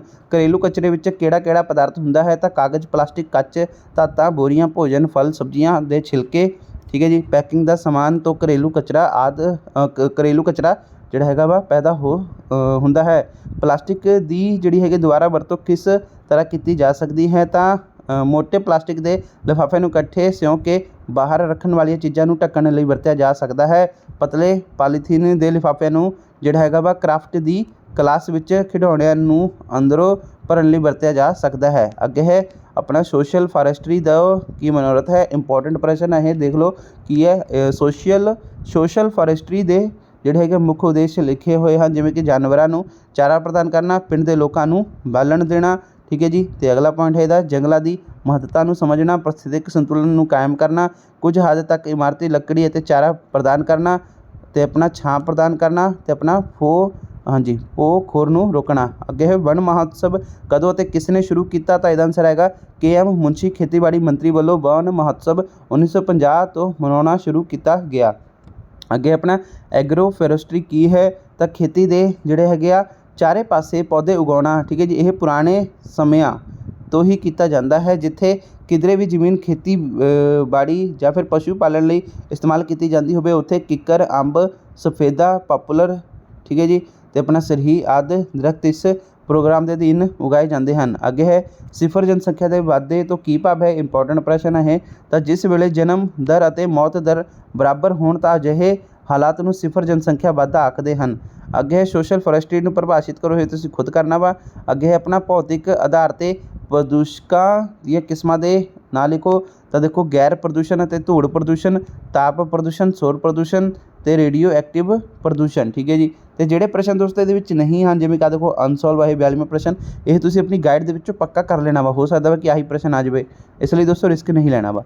ਅੱਗੇ ਰਾਸ਼ਟਰੀ ਵਾਤਾਵਰਣ ਸੂਚਨਾ ਪ੍ਰਣਾਲੀ ਤੋਂ ਕੀ ਭਾਵ ਹੈ? ਤਾਂ ਵਾਤਾਵਰਣ ਅਤੇ ਵਣ ਮੰਤਰਾਲਾ ਭਾਰਤ ਸਰਕਾਰ ਦੀ ਕੇਂਦਰੀ ਪ੍ਰਬੰਧਕ ਜਿਹੜੀ ਹੈਗੀ ਆ ਸੰਰਚਨਾ ਹੈ, ਜਿਸ ਦਾ ਕੰਮ ਵਾਤਾਵਰਣ ਅਤੇ ਵਣ ਸੰਬੰਧੀ ਪ੍ਰੋਗਰਾਮਾਂ ਬਾਰੇ ਯੋਜਨਾਵਾਂ ਤਿਆਰ ਕਰਨੀਆਂ, ਉੱਨਤ ਕਰਨਾ, ਤਾਲਮੇਲ ਕਾਇਮ ਰੱਖਣਾ ਅਤੇ ਪ੍ਰੋਗਰਾਮ ਨੂੰ ਅਮਲ ਵਿੱਚ ਲਿਆਉਣਾ ਅਤੇ ਨਿਗਰਾਨੀ ਕਰਨਾ ਹੈ। ਇਸ ਦੇ ਜਿੰਮੇ ਵਾਤਾਵਰਣ ਅਤੇ ਇਸ ਨਾਲ ਸੰਬੰਧਿਤ ਖੇਤਰਾਂ ਬਾਰੇ ਸੂਚਨਾਵਾਂ ਇਕੱਠੀਆਂ ਕਰਨਾ, ਸਟੋਰ ਕਰਨਾ, ਪੁਨਰ ਪ੍ਰਾਪਤੀ ਕਰਨਾ ਅਤੇ ਸੂਚਨਾਵਾਂ ਨੂੰ ਭੇਜਣਾ ਆਦਿ ਦੇ ਕੰਮ ਜਿਹੜੇ ਹੈਗੇ ਆ ਲਗਾਏ ਗਏ ਹਨ। ਅੱਗੇ ਹੈ ਆਪਣਾ ਰਸਾਇਣਿਕ ਨਦੀਨ ਨਾਸ਼ਕ ਦੀ ਵਰਤੋਂ ਕਿਹੜੇ ਨੁਕਸਾਨ ਹੁੰਦੇ ਹਨ? ਤਾਂ ਮਿੱਟੀ ਦੀ ਰਚਨਾ ਵਿੱਚ ਅੰਤਰ ਆ ਜਾਂਦਾ ਹੈ, ਤਾਂ ਬਹੁਤ ਇਹ ਅਧਿਕ ਖਾਰੀ ਹੋ ਜਾਂਦੀ ਹੈ ਜਾਂ ਫਿਰ ਤੇਜ਼ਾਬੀ ਹੋ ਜਾਂਦੀ ਹੈ। ਝੀਲਾਂ ਦਰਿਆਵਾਂ ਦਾ ਪਾਣੀ ਦੂਸ਼ਿਤ ਹੋ ਜਾਂਦਾ ਹੈ, ਠੀਕ ਹੈ ਜੀ, ਜਿਸ ਕਾਰਨ ਮਨੁੱਖਾਂ ਦੇ ਪੀਣ ਦੇ ਕਾਬਿਲ ਨਹੀਂ ਰਹਿੰਦਾ ਅਤੇ ਇਸ ਵਿਚਲੇ ਜੀਵ ਜੰਤੂ ਵੀ ਮਰ ਜਾਂਦੇ ਹਨ। ਅੱਗੇ ਆਪਣਾ ਟਿਕਾਊ ਵਿਕਾਸ ਦੇ ਮੁੱਖ ਲੱਛਣ ਲਿਖੋ। ਤਾਂ ਟਿਕਾਊ ਵਿਕਾਸ ਮਨੁੱਖੀ ਗਤੀਵਿਧੀਆਂ ਅਤੇ ਕੁਦਰਤ ਵਿਚਕਾਰ ਜਿਹੜਾ ਹੈਗਾ ਇੱਕ ਟਿਕਾਊ ਸੰਤੁਲਨ ਸਥਾਪਿਤ ਕਰਦਾ ਹੈ। ਦੂਸਰਾ, ਟਿਕਾਊ ਵਿਕਾਸ ਆਰਥਿਕ ਵਿਕਾਸ ਨੂੰ ਵਾਤਾਵਰਣੀ ਗੁਣਵੱਤਾ ਨਾਲ ਜੋੜਦਾ ਹੈ। ਤੀਸਰਾ, ਟਿਕਾਊ ਵਿਕਾਸ ਦੀ ਪੂਰਤੀ ਲਈ ਸਮਾਜ ਦੇ ਸਾਰੇ ਲੋਕ ਲਈ ਜਿਹੜਾ ਹੈਗਾ ਧਰਤੀ ਦੀ ਸੰਭਾਲ ਕਰਨੀ ਜ਼ਰੂਰੀ ਹੈ। ਟਿਕਾਊ ਵਿਕਾਸ ਅਧੀਨ ਆਰਥਿਕ ਅਤੇ ਸਮਾਜਿਕ ਵਿਕਾਸ ਇਸ ਤਰ੍ਹਾਂ ਨਾਲ ਕਰਨਾ ਚਾਹੀਦਾ ਹੈ ਕਿ ਦੇਸ਼ ਕੁਦਰਤੀ ਸਾਧਨਾਂ ਦਾ ਖਾਤਮਾ ਨਾ ਹੋ ਜਾਏ। ਅੱਗੇ ਆਪਣਾ ਕਾਇਮ ਰਹਿਣ ਯੋਗ ਵਿਕਾਸ ਦੇ 3 ਮੁੱਖ ਖੇਤਰ ਕਿਹੜੇ ਹਨ? ਤਾਂ ਸਭ ਤੋਂ ਪਹਿਲਾ ਹੈ ਟਿਕਾਊਪੂਰਨ ਆਉਣ ਵਾਲੀਆਂ ਪੀੜ੍ਹੀਆਂ ਦੀਆਂ ਇੱਛਾ ਨੂੰ ਬਿਨਾਂ ਨੁਕਸਾਨ ਪਹੁੰਚਾਏ ਮਨੁੱਖੀ ਸਮਰੱਥਾ ਨੂੰ ਜਿਹੜਾ ਹੈਗਾ ਮਜ਼ਬੂਤ ਕਰਕੇ। ਤੀਸਰਾ ਹੈ ਦੋਸਤੋ ਆਪਣਾ ਸਾਰਿਆਂ ਲਈ ਜਿਹੜਾ ਹੈਗਾ ਵਾ ਮੁੱਢਲੀਆਂ ਜ਼ਰੂਰਤਾਂ ਨੂੰ ਸਾਂਝਾ ਕਰਕੇ। ਅਗਲਾ ਪ੍ਰਸ਼ਨ ਦੇਖੋ ਕੀ ਹੈ? ਭਾਰਤ ਅਤੇ ਅਮਰੀਕਾ ਵਿੱਚ ਖਪਤ ਦੇ ਪੈਟਰਨ ਵਿੱਚ ਕੀ ਅੰਤਰ ਹੈ? ਤਾਂ ਭਾਰਤ ਵਿੱਚ ਪ੍ਰਤੀ ਵਿਅਕਤੀ ਹਰ ਸਾਲ ਅਨਾਜ ਦੀ ਖਪਤ 200 ਕਿਲੋਗ੍ਰਾਮ ਅਤੇ ਅਮਰੀਕਾ ਵਿੱਚ ਪ੍ਰਤੀ ਵਿਅਕਤੀ ਅਨਾਜ ਦੀ ਖਪਤ 800 ਕਿਲੋਗ੍ਰਾਮ ਹੈ। ਭਾਰਤ ਵਿੱਚ 2000 ਵਿੱਚ ਬਿਜਲੀ ਦੀ ਖਪਤ 335 ਕਿਲੋਵਾਟ ਪ੍ਰਤੀ ਘੰਟਾ ਸੀ, ਜਦਕਿ ਅਮਰੀਕਾ ਵਿੱਚ 12,331 ਜਿਹੜਾ ਹੈਗਾ ਵਾ ਕਿਲੋਵਾਟ ਪ੍ਰਤੀ ਘੰਟਾ ਸੀ। ਅਮਰੀਕਾ ਸੰਸਾਰ ਦੀ ਪ੍ਰਕਿਰਿਆਵਾਂ ਯੁਕਤ ਖਣਿਜ ਸਾਧਨਾਂ ਅਤੇ ਜਿਹੜਾ ਹੈਗਾ ਅਨਵਿਆਉਣ, ਠੀਕ ਹੈ ਜੀ, ਅਨਵਿਆਉਣਯੋਗ ਸਰੋਤਾਂ ਦਾ 25% ਹਿੱਸਾ ਵਰਤੋਂ ਕਰਦਾ ਹੈ, ਜਦਕਿ ਭਾਰਤ ਸਿਰਫ 3% ਹੈ। ਠੀਕ ਹੈ ਜੀ। ਅਤੇ ਅੱਗੇ ਆਪਣਾ ਸਿਧਾਂਤ, ਠੀਕ ਹੈ ਜੀ, ਰਿਊ ਜਿਹੜਾ ਹੈਗਾ ਦੋਸਤੋ ਆਪਣਾ ਡੈਕਲਰੇਸ਼ਨ ਅਤੇ ਸੰਖੇਪ ਨੋਟ ਲਿਖੋ। ਇੰਪੋਰਟੈਂਟ ਪ੍ਰਸ਼ਨ ਹੈ ਇਹ, ਦੇਖ ਲਓ। ਟਿਕਾਊ ਵਿਕਾਸ ਬਾਰੇ ਸਿਧਾਂਤ ਜਿਹੜਾ ਹੈਗਾ ਵਾ ਵਿੱਚ ਹੇਠ ਲਿਖੀਆਂ ਜਿਹੜਾ ਹੈਗਾ ਵਾ ਆਪਣਾ ਦਰਜ ਕੀਤਾ ਗਿਆ ਹੈ। ਵਾਤਾਵਰਣ ਪ੍ਰਬੰਧ ਅਤੇ ਇਸ ਦੇ ਵਿਕਾਸ ਵਿੱਚ ਔਰਤਾਂ ਮਹੱਤਵਪੂਰਨ ਭੂਮਿਕਾ ਨਿਭਾ ਸਕਦੀਆਂ ਹਨ, ਇਸ ਲਈ ਟਿਕਾਊ ਵਿਕਾਸ ਲਈ ਇਹਨਾਂ ਦਾ ਸਹਿਯੋਗ ਲੈਣਾ ਜ਼ਰੂਰੀ ਹੋ ਜਾਂਦਾ ਹੈ। ਠੀਕ ਹੈ ਜੀ। ਅੱਗੇ ਔਰਤਾਂ ਦਾ ਜਿਹੜਾ ਹੈਗਾ ਲਿੰਗ ਅਸਮਾਨਤਾ ਦੂਰ ਕੀਤਾ ਜਾਣੀ ਚਾਹੀਦੀ ਹੈ। ਔਰਤਾਂ ਦੀ ਜਿਹੜੀ ਹੈਗੀ ਆ ਉਜਰਤ ਮਨੁੱਖਾਂ ਦੀ ਉਜਰਤ ਦੇ ਬਰਾਬਰ ਹੋਣੀ ਚਾਹੀਦੀ ਹੈ। ਤੀਸਰਾ, UNDP ਵੱਲੋਂ ਸੰਨ 1992 ਦਿੱਤੀ ਗਈ ਰਿਪੋਰਟ ਵਿੱਚ ਇਹ ਆਖਿਆ ਗਿਆ ਹੈ ਕਿ ਜੇਕਰ ਔਰਤਾਂ ਦੇ ਉਦਾਰੀਕਰਨ ਦੇ ਬਗੈਰ ਜੇਕਰ ਮਨੁੱਖ ਜਾਤੀ ਦਾ ਵਿਕਾਸ ਕੀਤਾ ਗਿਆ ਤਾਂ ਅਜਿਹਾ ਵਿਕਾਸ ਖਤਰੇ ਵਿੱਚ ਪੈ ਸਕਦਾ ਹੈ। ਅੱਗੇ ਖਪਤ ਆਮਦਨ ਉੱਪਰ ਨਿਰਭਰ ਕਰਦੀ ਹੈ, ਕਿਵੇਂ? ਠੀਕ ਹੈ ਜੀ। ਤਾਂ ਦੇਖੋ ਸਾਡੀ ਖਪਤ ਸਾਡੀ ਆਮਦਨ ਦੇ ਪੱਧਰ 'ਤੇ ਨਿਰਭਰ ਕਰਦੀ ਹੈ। ਰੋਜੀ ਰੋਟੀ ਕਮਾਉਣਾ, ਠੀਕ ਹੈ ਜੀ, ਠੀਕ ਹੈ ਜੀ, ਦੁਬਾਰਾ ਪੜ੍ਹੋ ਇਸ ਨੂੰ। ਰੋਜੀ ਰੋਟੀ ਕਮਾਉਣ ਲਈ ਲੋਕ ਜਿਹੜਾ ਹੈਗਾ ਅਨਾਜ, ਦੁੱਧ, ਬਾਲਣ ਤੇ ਵਰਗੇ ਜਿਹੜੇ ਹੈਗਾ ਮੁੱਢਲੇ ਪਦਾਰਥਾਂ ਦੀ ਵਰਤੋਂ ਕਰਦੇ ਹਨ। ਆਮਦਨ ਦੇ ਵਧਣ ਨਾਲ ਦੋਸਤੋ ਪੈਟਰੋਲੀਅਮ ਉਤਪਾਦ, ਸੀਮੈਂਟ, ਬਣਾਉਟੀ ਖਾਦਾਂ ਆਦਿ ਦੂਜੇ ਪੱਧਰ 'ਤੇ ਸ਼ਾਮਿਲ ਹੋ ਜਾਂਦੇ ਹਨ। ਅੰਤ ਵਿੱਚ ਵਾਹਨ ਜਿਹੜਾ ਹੈਗਾ ਵਾ ਵੱਡੇ ਉਪਕਰਨਾਂ, ਸੇਵਾਵਾਂ ਆਦਿ ਸ਼ਾਮਿਲ ਹੁੰਦੇ ਹਨ। ਉਦਯੋਗਿਕ ਅਤੇ ਵਾਤਾਵਰਣ ਗੁਣਵੱਤਾ ਵਿੱਚ ਕੀ ਸੰਬੰਧ ਹੈ? ਤਾਂ ਉਦਯੋਗੀਕਰਨ ਨਾਲ ਵਾਤਾਵਰਣੀ ਗੁਣਵੱਤਾ ਘਟੀ ਹੈ। ਉਦਯੋਗੀਕਰਨ ਦੇ ਵਾਤਾਵਰਣ ਦੀ ਗੁਣਵੱਤਾ ਘਟਣ ਵਿੱਚ ਸਿੱਧਾ ਸੰਬੰਧ ਹੈ। ਇਸ ਲਈ ਸਾਨੂੰ ਅਜਿਹੇ ਉਦਯੋਗ ਲਗਾਉਣੇ ਚਾਹੀਦੇ ਹਨ ਜਿਸ ਨਾਲ ਵਾਤਾਵਰਣ ਦੀ ਗੁਣਵੱਤਾ ਨਾ ਘਟੇ ਅਤੇ ਉਹ ਵਾਤਾਵਰਣ ਨਾਲ ਸੁਮੇਲ ਖਾਂਦੇ ਹੋਣ। ਕਿਸੇ ਵੀ ਉਦਯੋਗ ਨੂੰ ਸਥਾਪਿਤ ਕਰਨ ਤੋਂ ਪਹਿਲਾਂ, ਠੀਕ ਹੈ ਜੀ, ਉਸ ਦੁਆਰਾ ਛੱਡੇ ਜਾਣ ਵਾਲੇ ਪ੍ਰਦੂਸ਼ਕਾਂ ਦੇ ਉਪਚਾਰਾਂ ਦਾ ਪੂਰਾ ਪ੍ਰਬੰਧ ਹੋਣਾ ਚਾਹੀਦਾ ਹੈ। ਉਚਿਤ ਤਕਨੀਕ ਬਾਰੇ ਤੁਸੀਂ ਤੁਹਾਡੇ ਕੀ ਵਿਚਾਰ ਨੇ? ਤਾਂ ਵਿਕਾਸਸ਼ੀਲ ਦੇਸ਼ਾਂ ਲਈ ਏਜੰਡਾ 21 ਵਾਤਾਵਰਣ ਨਾਲ ਸੁਮੇਲ ਰੱਖਦੇ ਤਕਨੀਕਾਂ ਤੱਕ ਪਹੁੰਚ ਅਤੇ ਜਿਹੜਾ ਹੈਗਾ ਵਾ ਜ਼ਰੂਰਤ ਉੱਪਰ ਜ਼ੋਰ ਦਿੰਦਾ ਹੈ, ਜਿਵੇਂ ਕਿ ਮਨਪਸੰਦ ਅਤੇ ਤਰਜੀਹੀ ਤੌਰ 'ਤੇ ਦੋਸਤੋ ਉਹਨਾਂ ਦੁਆਰਾ ਮੰਨਿਆ ਗਿਆ ਹੈ ਕਿ ਕੁਦਰਤੀ ਸਰੋਤਾਂ ਦੀ ਸਾਂਭ ਸੰਭਾਲ ਅਤੇ ਖੇਤੀਬਾੜੀ ਵਿੱਚ ਵਿਕਾਸ ਨੂੰ ਉਤਨੀ ਦੇਰ ਤੱਕ ਅਸਰਦਾਰ ਢੰਗ ਨਾਲ ਨਹੀਂ ਸੁਲਝਾਇਆ ਜਾ ਸਕਦਾ ਜਦੋਂ ਉਚਿਤ ਤਕਨੀਕਾਂ आधार सॉरी ठीक है जी, इसनूं दोबारा पढ़ो ठीक है जी, कि सुलझाया जा सकता है जदों उचित तकनीकां आधार मौजूद ना होवे। इस नाल ही ठीक है जी की है तकनीकां, इस नाल ही तकनीकां ਭਾਰਤੀ ਆਰਥਿਕਤਾ ਦਾ ਜਿਹੜਾ ਹੈਗਾ ਅੰਤਰਰਾਸ਼ਟਰੀ ਬਾਜ਼ਾਰ ਵਿੱਚ ਮੁਕਾਬਲੇ ਦੀ ਭਾਵਨਾ ਲਈ ਵੀ ਜ਼ਰੂਰੀ ਹੈ। ਅੱਗੇ ਕੇਂਦਰੀ ਪ੍ਰਦੂਸ਼ਣ ਕੰਟਰੋਲ ਬੋਰਡ ਦੇ ਕਿਹੜੇ ਕੰਮ ਹਨ ਠੀਕ ਹੈ ਜੀ। ਤਾਂ ਇਹਦਾ ਆਨਸਰ ਦੋਸਤੋ ਹਾਂ ਤੁਸੀਂ ਦੇਖ ਸਕਦੇ ਹੋ, ਇਹ ਨਹੀਂ ਦਿੱਤਾ ਹੈ, ਇੰਪੋਰਟੈਂਟ ਪ੍ਰਸ਼ਨ ਆ ਬਟ ਇਹ ਠੀਕ ਹੈ ਜੀ। ਤੇ ਇੱਥੇ ਦੋਸਤੋ ਇਹ ਆਨਸਰ ਨਹੀਂ ਦਿੱਤਾ ਹੈ, ਤੁਸੀਂ ਇਹ ਜ਼ਰੂਰ ਕਰ ਲੈਣਾ ਵਾ ਠੀਕ ਹੈ ਜੀ। ਇਹ ਸ਼ਾਇਦ ਉੱਪਰ ਕਰਾਇਆ ਵੀ ਹੋਇਆ ਸੀਗਾ ਕਿ ਕੇਂਦਰ ਪ੍ਰਦੂਸ਼ਣ ਕੰਟਰੋਲ ਬੋਰਡ ਦੇ ਕਿਹੜੇ ਕੰਮ ਹਨ, ਉੱਪਰ ਕਰਾਇਆ ਸੀਗਾ, ਤੁਸੀਂ ਉਸ ਨੂੰ ਦੇਖ ਕੇ ਕਰ ਲੈਣਾ ਵਾ।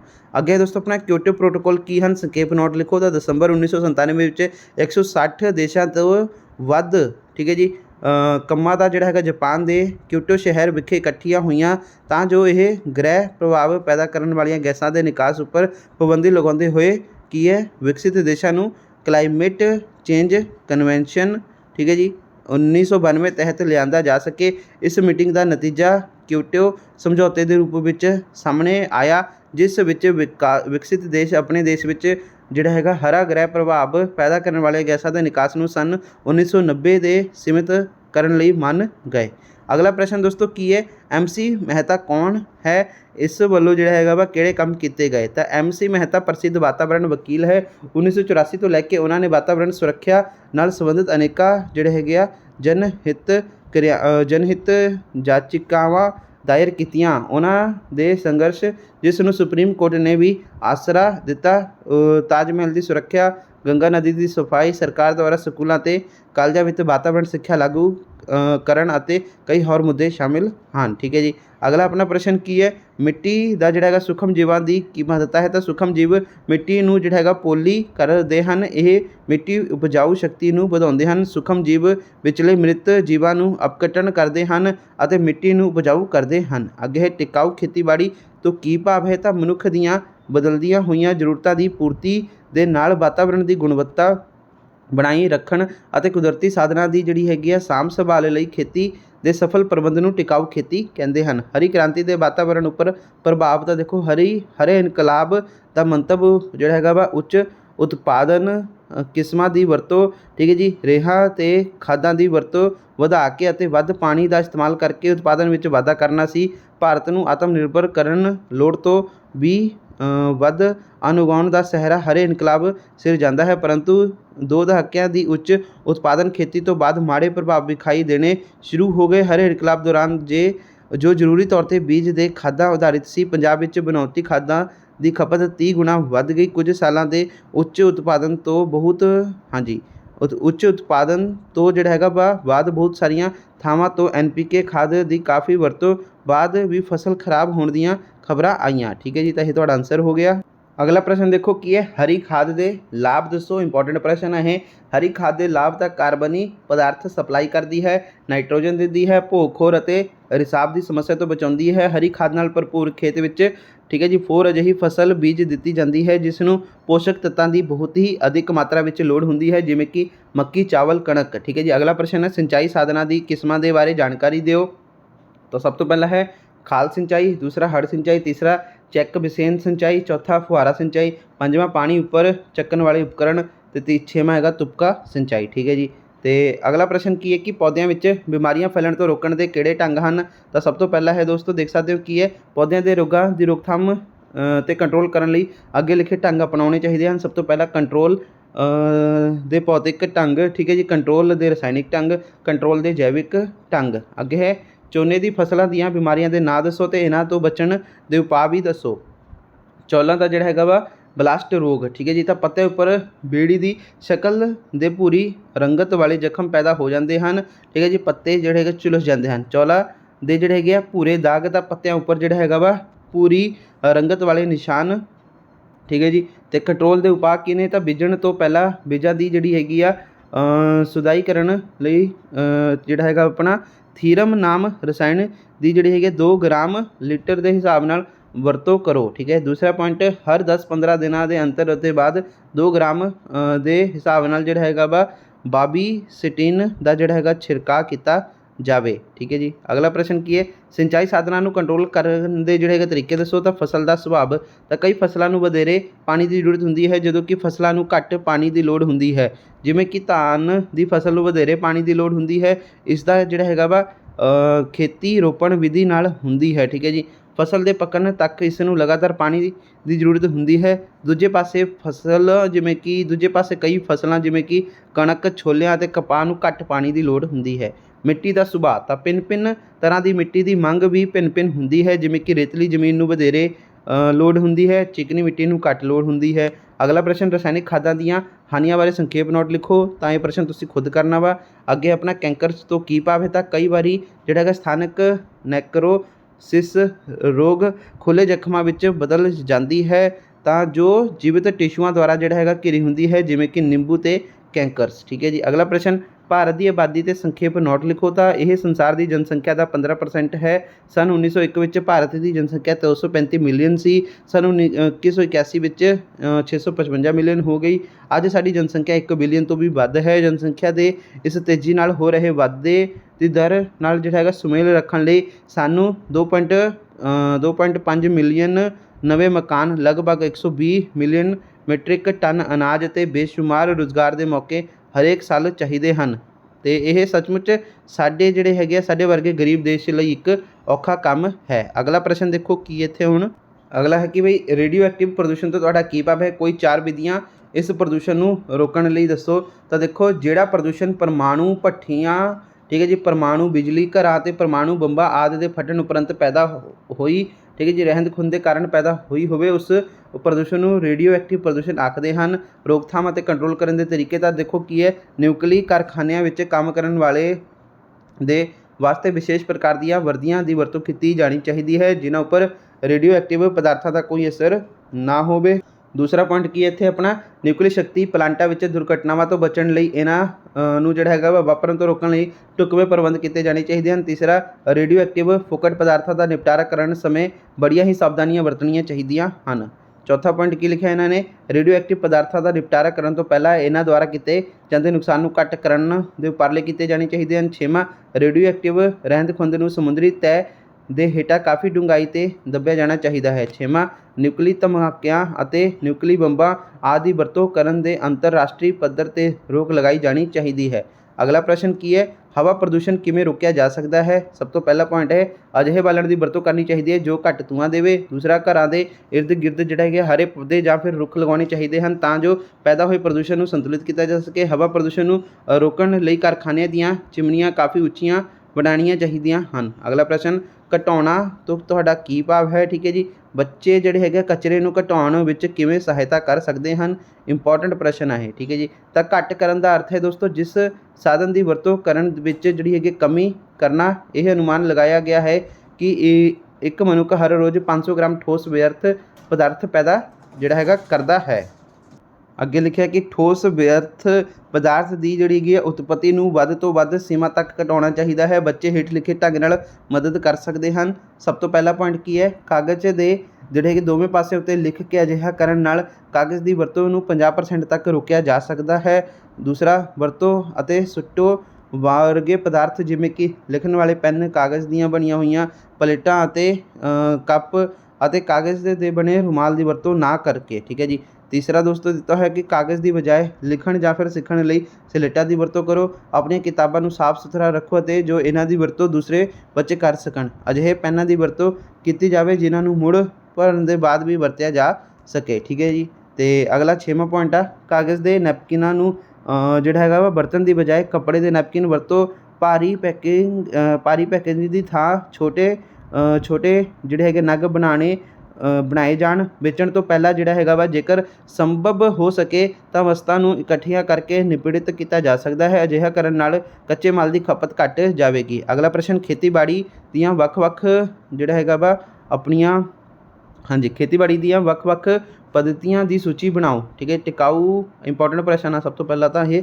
ਠੀਕ ਹੈ। ਤਾਂ ਟਿਕਾਊ ਖੇਤੀਬਾੜੀ ਦੀਆਂ ਪद्धਤੀਆਂ ਦੀਆਂ ਸੂਚੀ ਹੇਠ ਲਿਖੇ ਅਨੁਸਾਰ ਹੈ। ਭੂਮੀ ਦੀ ਤਿਆਰੀ, ਬਿਜਾਈ, ਖਾਦਾਂ ਅਤੇ ਰਸਾਇਣਿਕ ਖਾਦਾਂ ਦੀ ਵਰਤੋਂ, ਸਿੰਚਾਈ, ਨਦੀਨਾਂ 'ਤੇ ਕਾਬੂ, ਫਸਲਾਂ ਦੀ ਸੁਰੱਖਿਆ, ਠੀਕ ਹੈ, ਅਤੇ ਫਸਲ ਦੀ ਕਟਾਈ, ਗਹਾਈ, ਦਾਣੇ ਦਾ ਕੱਢਣਾ ਅਤੇ ਭੰਡਾਰਨ। ਠੀਕ ਹੈ ਜੀ।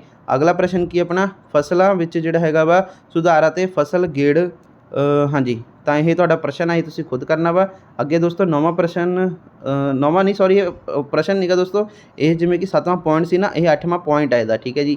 ਤੇ ਇਹ 8ਵਾਂ ਪੁਆਇੰਟ ਆ, ਆਹ 9ਵਾਂ ਪੁਆਇੰਟ ਹੈ ਇੱਥੇ। ਠੀਕ ਹੈ ਜੀ। ਤਾਂ ਇਹਦਾ ਵੀ ਦੇਖੋ ਕੀ ਹੈ, ਫਸਲ ਵਿੱਚ ਸੁਧਾਰ ਅਤੇ ਫਸਲ ਗੇੜ। ਤੇ 9ਵਾਂ ਪੁਆਇੰਟ ਦੋਸਤੋ ਮਿਸ਼ਰਿਤ ਫਸਲੀ ਅਤੇ ਬਹੁ ਫਸਲੀ ਖੇਤੀ। ਠੀਕ ਹੈ ਜੀ। ਤਾਂ ਤੁਹਾਡਾ ਆਨਸਰ ਇਹ ਹੋ ਗਿਆ ਪੂਰਾ ਇਹ ਵਾਲਾ।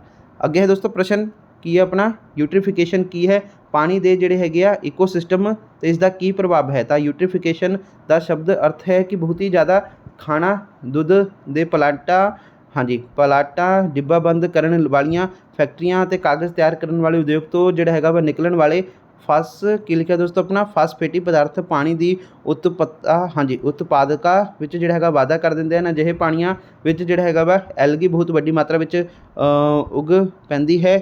ਐਲਗੀ ਦੇ ਇਸ ਤਰ੍ਹਾਂ ਜ਼ਿਆਦਾ ਵਿਕਸਿਤ ਹੋਣ ਨੂੰ ਜਿਹੜਾ ਹੈਗਾ ਵਾ ਬੇਉੜਕ ਵਾਧਾ ਕਹਿੰਦੇ ਹਨ। ਜਦੋਂ ਇਹ ਐਲਗੀ ਗਲਦੀ ਸੜਦੀ ਹੈ ਤਾਂ ਇਸ ਦੇ ਗਲਣ ਸੜਨ ਕਾਰਨ ਵਿੱਚ ਕੀ ਹੈ ਪਾਣੀ ਵਿੱਚ ਜਿਹੜਾ ਹੈਗਾ ਵਾ ਆਕਸੀਜਨ ਦੀ ਮਾਤਰਾ ਘੱਟ ਜਾਂਦੀ ਹੈ। ਪਾਣੀ ਵਿੱਚ ਆਕਸੀਜਨ ਦੀ ਮਾਤਰਾ ਘੱਟ ਜਾਣ ਨਾਲ ਪਾਣੀ ਵਿਚਲੇ ਸਜੀਵ ਮਰ ਜਾਂਦੇ ਹਨ। ਰੋਕਥਾਮ ਤਾਂ ਸ਼ਹਿਰੀ ਜਲ ਮਲ ਨੂੰ ਦਰਿਆਵਾਂ ਝੀਲਾਂ ਆਦਿ ਦੇ ਪਾਣੀ ਵਿੱਚ ਪਾਉਣ ਤੋਂ ਪਹਿਲਾਂ ਇਸ ਵਿਚਾਲੇ ਪੌਸ਼ਟਿਕ ਪਦਾਰਥਾਂ ਕੱਢ ਦਿੱਤੇ ਜਾਣੇ ਚਾਹੀਦੇ ਹਨ। ਅਜਿਹਾ ਕਰਨ ਨਾਲ ਕੀ ਹੈ ਐਲਗਲ ਬਲੂਮ ਦੀ ਜਿਹੜੀ ਉਤਪਤੀ ਨੂੰ ਰੋਕਿਆ ਜਾ ਸਕਦਾ ਹੈ। ਇਸ ਜਲ ਮਲ ਵਿੱਚੋਂ ਅਲੱਗ ਕੀਤੇ ਗਏ ਪੌਸ਼ਟਿਕ ਪਦਾਰਥਾਂ ਦੀ ਵਰਤੋਂ ਖੇਤੀ ਕਾਰਜਾਂ ਲਈ ਕੀਤੀ ਜਾ ਸਕਦੀ ਹੈ। ਠੀਕ ਹੈ ਜੀ। ਜਾਂ ਫਿਰ ਦੋਸਤੋ ਇਸ ਨੂੰ ਛੱਪੜਾ ਆਦਿ ਜਲੀ ਪੌਦੇ ਉਗਾਉਣ ਲਈ ਵਰਤਿਆ ਜਾ ਸਕਦਾ ਹੈ। ਅਗਲਾ ਪ੍ਰਸ਼ਨ ਕੀ ਹੈ ਜੈਵਿਕ ਖਾਦਾਂ ਦੇ ਕੁਝ ਨਾਂ ਲਿਖੋ, ਇਹ ਤੁਸੀਂ ਖੁਦ ਕਰਨਾ ਵਾ। ਠੀਕ ਹੈ ਜੀ। ਤੇ ਅਗਲਾ ਹੈ ਆਪਣਾ ਖੇਤੀ ਰਹਿੰਦ ਖੁੰਹਦ ਤੋਂ ਤਿਆਰ ਖਾਦ ਦੇ ਭਾਗ ਬਾਰੇ ਦੱਸੋ। ਇੰਪੋਰਟੈਂਟ ਪ੍ਰਸ਼ਨ ਹੈ। ਉੱਤਰ ਦੇਖੋ ਕੀ ਇਹਦਾ ਖੇਤੀ ਰਹਿੰਦ ਖੁੰਹਦ ਤੋਂ ਤਿਆਰ ਖਾਦ ਵਿੱਚ ਹੇਠ ਲਿਖੇ ਤੱਤ ਹੁੰਦੇ ਹਨ, ਜਿਵੇਂ ਕਿ ਦੋਸਤੋ ਤੁਸੀਂ ਦੇਖ ਸਕਦੇ ਹੋ ਕਿ ਇਹ ਸਭ ਤੋਂ ਪਹਿਲਾਂ ਨਾਈਟ੍ਰੋਜਨ 0.5%, ਪੋਟਾਸ਼ੀਅਮ 0.5% ਅਤੇ ਫਾਸਫੇਟ 0.2%। ਅੱਗੇ ਆਪਣਾ ਕੇਂਦਰੀ ਪ੍ਰਦੂਸ਼ਣ ਕੰਟਰੋਲ ਬੋਰਡ ਦੇ ਮੁੱਖ ਕੰਮਾਂ ਦਾ ਵੇਰਵਾ ਦਿਓ। ਤਾਂ ਦੇਖੋ ਵੱਖ-ਵੱਖ ਪ੍ਰਾਂਤਾਂ ਦੇ ਖੇਤਰਾਂ ਵਿੱਚ ਪਾਣੀ ਦੇ ਪ੍ਰਦੂਸ਼ਣ ਤੇ ਕੰਟਰੋਲ ਕਰਨਾ, ਪ੍ਰਦੂਸ਼ਣ ਰੋਕਣ ਅਤੇ ਘਟਾਉਣ ਦੇ ਜਿਹੜੇ ਹੈਗੇ ਵਾਸਤੇ ਨਦੀਆਂ ਤੇ ਖੂਹਾਂ ਦੀ ਸਫਾਈ ਨੂੰ ਉਤਸ਼ਾਹਿਤ ਕਰਨਾ, ਹਵਾ ਦੇ ਪ੍ਰਦੂਸ਼ਣ ਦੀ ਰੋਕਥਾਮ ਕੰਟਰੋਲ ਅਤੇ ਘਟਾ ਕੇ ਹਵਾ ਦੀ ਗੁਣਵੱਤਾ ਵਿੱਚ ਵਾਧਾ ਕਰਨਾ। ਅਗਲਾ ਪ੍ਰਸ਼ਨ ਕੀ ਹੈ ਮਿਸ਼ਰਿਤ ਫਸਲਾਂ ਦੇ ਲਾਭ। ਠੀਕ ਹੈ ਜੀ। ਇੰਪੋਰਟੈਂਟ ਪ੍ਰਸ਼ਨ ਆ। ਤਾਂ ਮਿਸ਼ਰਿਤ ਖੇਤੀ ਕਿਸਾਨਾਂ ਦਾ ਸਮਾਂ ਅਤੇ ਮਿਹਨਤਾਨਾ ਬਚਾਉਂਦੀ ਹੈ। ਮਿਸ਼ਰਿਤ ਖੇਤੀ ਕਰਨ ਨਾਲ ਵੱਖ-ਵੱਖ ਪ੍ਰਕਾਰ ਦੇ ਖਾਦ ਪਦਾਰਥ ਪ੍ਰਾਪਤ ਹੁੰਦੇ ਹਨ। ਠੀਕ ਹੈ ਜੀ। ਤੀਸਰਾ ਮਿਸ਼ਰਿਤ ਖੇਤੀ ਮੀਂਹ ਦੇ ਘੱਟ ਪੈਣ ਜਾਂ ਫਿਰ ਨਾ ਪੈਣ ਦੇ ਲਈ ਇੱਕ ਸੁਰੱਖਿਅਤ ਕਦਮ ਹੈ। ਮਿਸ਼ਰਿਤ ਖੇਤੀ ਕਰਨ ਨਾਲ ਕਿਸਾਨ ਅਤੇ ਉਸਦੇ ਘਰ ਵਾਲਿਆਂ ਨੂੰ ਸੰਤੁਲਿਤ ਭੋਜਨ ਪ੍ਰਾਪਤ ਹੁੰਦਾ ਹੈ। ਅਗਲਾ ਪ੍ਰਸ਼ਨ ਪੁਨਰ ਚੱਕਰਨ ਦੀਆਂ ਕੁਝ ਉਦਾਹਰਨਾਂ ਦਾ ਵੇਰਵਾ ਦਿਓ। ਤਾਂ ਪਲਾਸਟਿਕ ਦੀ ਰਹਿੰਦ ਖੁੰਹਦ ਦੀ ਵਰਤੋਂ ਜਿਹੜਾ ਹੈਗਾ ਵਾ ਸੰਸ਼ਲਿਸ਼ਟ ਤੇਲ ਅਤੇ ਬਿਜਲੀ ਪੈਦਾ ਕਰਨ ਲਈ ਜਿਹੜਾ ਹੈਗਾ ਵਾ ਕੀਤੀ ਜਾ ਸਕਦੀ ਹੈ। ਦੂਸਰਾ ਪਾਣੀ ਵਿੱਚ ਉਗਣ ਵਾਲੇ ਨਦੀਨ ਜਿਵੇਂ ਕਿ ਦੋਸਤੋ ਜਲ ਕੁੰਭੀ ਨੂੰ ਖਾਦਾਂ ਬਾਇਓਗੈਸ ਤਿਆਰ ਕਰਨ ਲਈ ਵਰਤੀ ਜਾ ਸਕਦੀ ਹੈ। ਤੀਸਰਾ ਉਦਯੋਗਾਂ ਤੋਂ ਨਿਕਲਣ ਵਾਲੇ ਪਦਾਰਥਾਂ ਵਿੱਚ ਉਪਸਥਿਤ ਭਾਰੀਆਂ ਧਾਤਾਂ ਨੂੰ ਜੈਵ ਨਿਸ਼ਕਰਨ ਠੀਕ ਹੈ ਜੀ ਨਿਸ਼ਕਰਨ ਤਕਨੀਕ ਦੀ ਵਰਤੋਂ ਨਾਲ ਮੁੜ ਪ੍ਰਾਪਤ ਕੀਤਾ ਜਾਂਦਾ ਹੈ। ਮਰੇ ਹੋਏ ਪਸ਼ੂਆਂ ਤੋਂ ਖੱਲਾਂ ਅਤੇ ਚਮੜੀ ਤੋਂ ਲੈਦਰ ਤਿਆਰ ਕੀਤਾ ਜਾ ਸਕਦਾ ਹੈ, ਜਿਸ ਦੀ ਵਰਤੋਂ ਜਿਹੜਾ ਹੈਗਾ ਵਾ ਜੁੱਤੀਆਂ ਬੂਟ ਅਤੇ ਹੋਰ ਲਾਭਦਾਇਕ ਵਸਤਾਂ ਬਣਾਉਣ ਲਈ ਕੀਤੀ ਜਾ ਸਕਦੀ ਹੈ। ਠੀਕ ਹੈ ਜੀ। ਤਾਂ ਤੁਹਾਡਾ ਇਹ ਆਨਸਰ ਆ। ਤੇ ਦੋਸਤੋ ਹੁਣ ਪ੍ਰਸ਼ਨ ਨੇ ਕੀ ਆ ਦੇਖੋ ਵੱਡੇ ਉੱਤਰਾਂ ਵਾਲੇ ਪ੍ਰਸ਼ਨ ਆ 5 ਨੰਬਰ ਵਾਲੇ। ਤਾਂ ਦੇਖੋ ਜੀਵਨ ਦੇ ਮਿਆਰ ਅਤੇ ਜੀਵਨ ਦੀ ਗੁਣਵੱਤਾ ਵਿੱਚ ਅੰਤਰ, ਇਹ ਤੁਸੀਂ ਖੁਦ ਕਰਨਾ ਵਾ, ਇਹਦਾ ਆਨਸਰ ਨਹੀਂ ਦਿੱਤਾ ਹੋਇਆ ਵਾ, ਕਰ ਲਿਓ ਆਪਣੀ ਗਾਈਡ ਜਾਂ ਫਿਰ ਬੁੱਕ ਦੇ ਵਿੱਚ। ਠੀਕ ਹੈ। ਦੂਸਰਾ ਪ੍ਰਸ਼ਨ ਹੈ ਆਪਣਾ ਜ਼ਰੂਰਤ ਇੱਛਾਵਾਂ ਅਤੇ ਸੁੱਖ ਸਾਧਨਾਂ ਤੋਂ ਕੀ ਭਾਵ ਹੈ। ਇੰਪੋਰਟੈਂਟ ਪ੍ਰਸ਼ਨ ਹੈ ਇਹ। ਦੇਖੋ ਆਨਸਰ ਇਹਦਾ ਜ਼ਰੂਰਤ ਇੱਛਾਵਾਂ ਸੁੱਖ ਸਾਧਨ ਮੁੱਢਲੀਆਂ ਜ਼ਰੂਰਤਾਂ ਭੋਜਨ ਪਾਣੀ ਆਵਾਸ ਕੱਪੜਾ ਸਮਾਜਿਕ ਮਿਲਵਰਤਨ ਸਾਰੇ ਸੰਸਾਰ ਦੇ ਲੋਕਾਂ ਲਈ ਜਿਹੜਾ ਹੈਗਾ ਵਾ ਸਾਂਝੀਆਂ ਹਨ।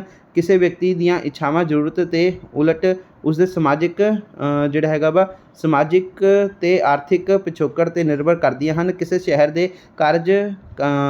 ਸ਼ਹਿਰ ਦੇ ਕਾਰਜਕਰਤਾ ਦੀਆਂ ਇੱਛਾਵਾਂ ਵਿੱਚ ਕੰਪਿਊਟਰ ਸ਼ਾਮਿਲ ਹੋ ਸਕਦਾ ਹੈ ਅਤੇ ਕਿਸਾਨ ਦੀ ਇੱਛਾ ਇੱਕ ਵਧੀਆ ਹੱਲ ਹੋ ਸਕਦੀ ਹੈ। ਹਰੇਕ ਮਨੁੱਖ ਨੂੰ ਜਿਉਂਦੇ ਰਹਿਣ ਲਈ ਖਾਣਾ ਪੈਂਦਾ ਹੈ। ਸਭ ਤੋਂ ਮੁੱਢਲੀਆਂ ਜ਼ਰੂਰਤਾਂ ਜਿਵੇਂ ਕਿ ਭੋਜਨ ਪਾਣੀ ਕੱਪੜਾ ਅਤੇ ਆਵਾਸ ਕੁਦਰਤੀ ਸਾਧਨਾਂ ਤੋਂ ਪ੍ਰਾਪਤ ਹੁੰਦੇ ਹਨ। ਤੀਸਰਾ ਪੁਆਇੰਟ ਟਿਕਾਊ ਵਿਕਾਸ ਦੀ ਅੱਜ ਅਤੇ ਜਿਹੜਾ ਹੈਗਾ ਵਾ ਟਿਕਾਊ ਵਿਕਾਸ ਦੀ ਅੱਜ ਦੀ ਅਤੇ ਆਉਣ ਵਾਲੀ ਪੀੜ੍ਹੀ ਦੇ ਜਿਹੜੇ ਹੈਗੇ ਆ ਜੀਵਨ ਦੀ ਗੁਣਵੱਤਾ ਲਈ की जरूरत है। यह तुहाडा प्रश्न है, ठीक है जी। यह अगला प्रश्न आ, उपर आप दूसरा प्रश्न किया सी, आ तीसरा प्रश्न आ, ठीक है जी। यह तुसीं खुद करना वा, इहदा आंसर नहीं दिता होया वा इहदा।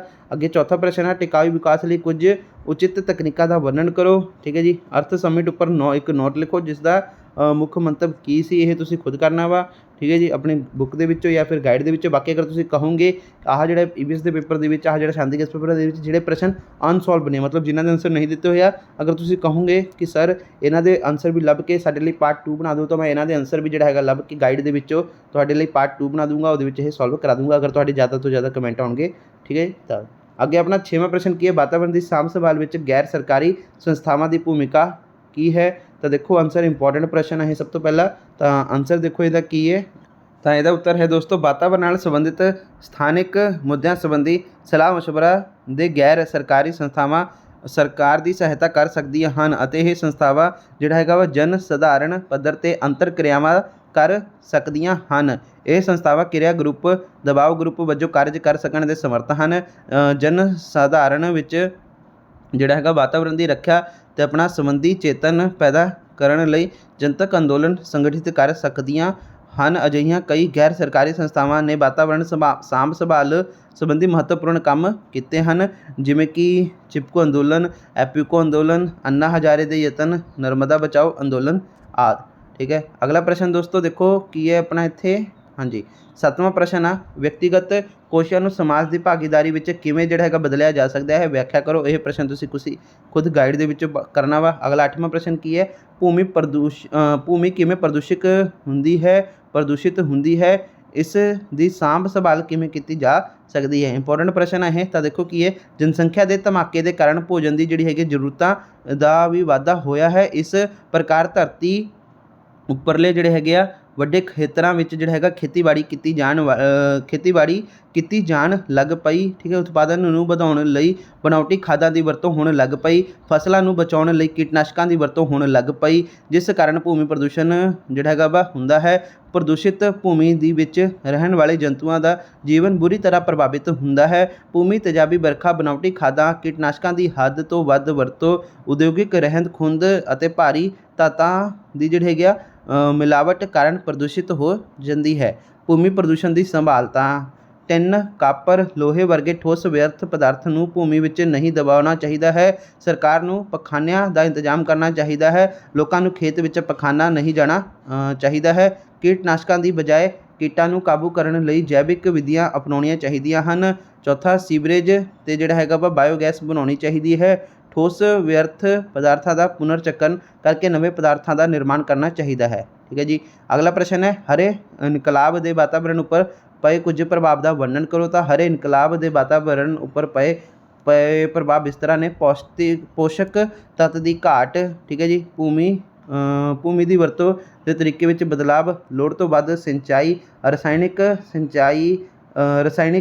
हाँ जी की लिखा दोस्तों, रसायनों की जिहड़ी है ज़्यादा वरतों, ना बराबरी, तो अपना दोस्तों की है अनुवंशिक अते जाति विभिन्नता विच कमी।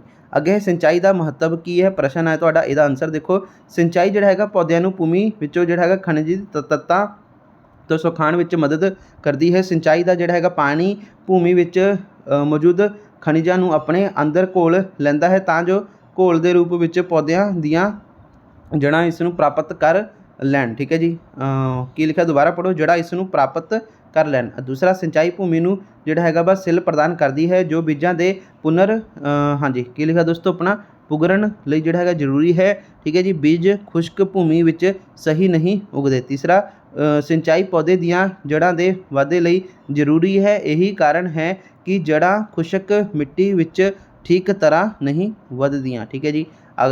चौथा पॉइंट है दोस्तों ये ही, सिंचाई के जिहड़े हैगे सिंचाई दो जरूरी तत्त हाइड्रोजन और आक्सीजन फसलों नूं दिंदी है, यह पौधे के वाधे जिहड़े हैगे लई जरूरी हैं। अगे है अपना 11वां प्रश्न की है, एग्रो रसायन वातावरण नूं किवें प्रभावित करते हैं। तो हद तो वध दोस्तों जिहड़ा हैगा बेसमझी नाल रसायनों की कीती गई वरतों वातावरण की गुणवत्ता नष्ट हुई है।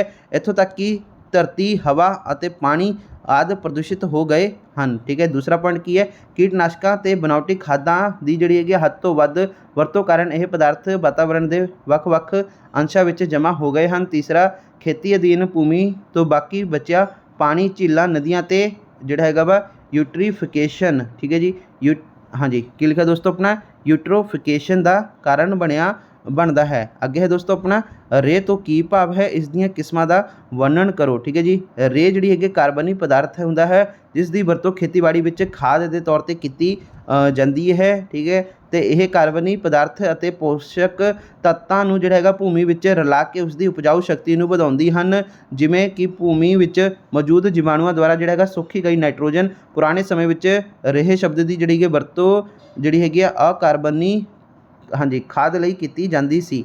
रेहां दी किस्मां की ने देखो दोस्तों, तो पहला है अपना रूड़ी की खाद। तो यह खाद पशुओं के मल मूत्र गोबर और फसलों की रहंद खुंहद के अपघटन तो तैयार की जाती है, ठीक है जी। इस मिश्रण नूं टोए विच मिट्टी नाल ढक दिता जाता है। इस मिश्रण नूं समय ते जिहड़ा हैगा वा गिला किया जाता है, ठीक है जी, जिथे सूक्ष्म जीव इस नूं खाद विच बदल दिंदे हन। दूसरा है कंपोस्ट।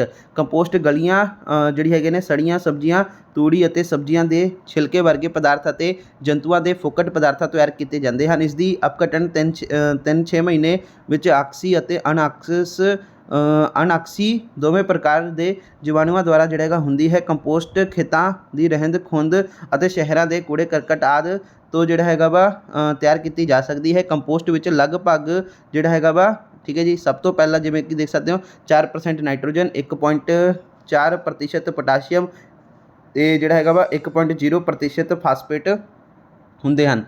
तीसरा है दोस्तों हरी खाद। तो एक तेजी नाल उगन वाली फलीदार फसल खेत विच उगा के खेत की मिट्टी जिहड़ी हैगी आ विच ही हल वाह के दबा दी जाती है। इस काम लई जिहड़ा हैगा वा फलीदार फसल का ही उपयोग किया जाता है, क्योंकि इन्हां दियां जड़ां दियां जिहड़े हैगे ने गंढां नाइट्रोजन की जिहड़ी हैगी स्थिति हाँ जी स्थिरीकरण वाले जिहड़े हैगे जीवाणु जिहड़े हैगे आ रहिंदे हन। यह जीवाणु जिहड़े हैगे आ वायुमंडल की जिहड़ी हैगी नाइट्रोजन का जिहड़ा हैगा वा स्थिरीकरण करके भूमि विच नाइट्रोजन की मात्रा का वाधा करते हैं। हरी खाद नाइट्रोजन के नाल कार्बनी पदार्थ की भूमि भी जिहड़ी हैगी आ नूं दिंदी है। यह भोखोर नूं रोकदी है ते पोषक तत्तां जिहड़ी हैगी आ उस नूं जिहड़ा हैगा वह जाण तो रोकदी है।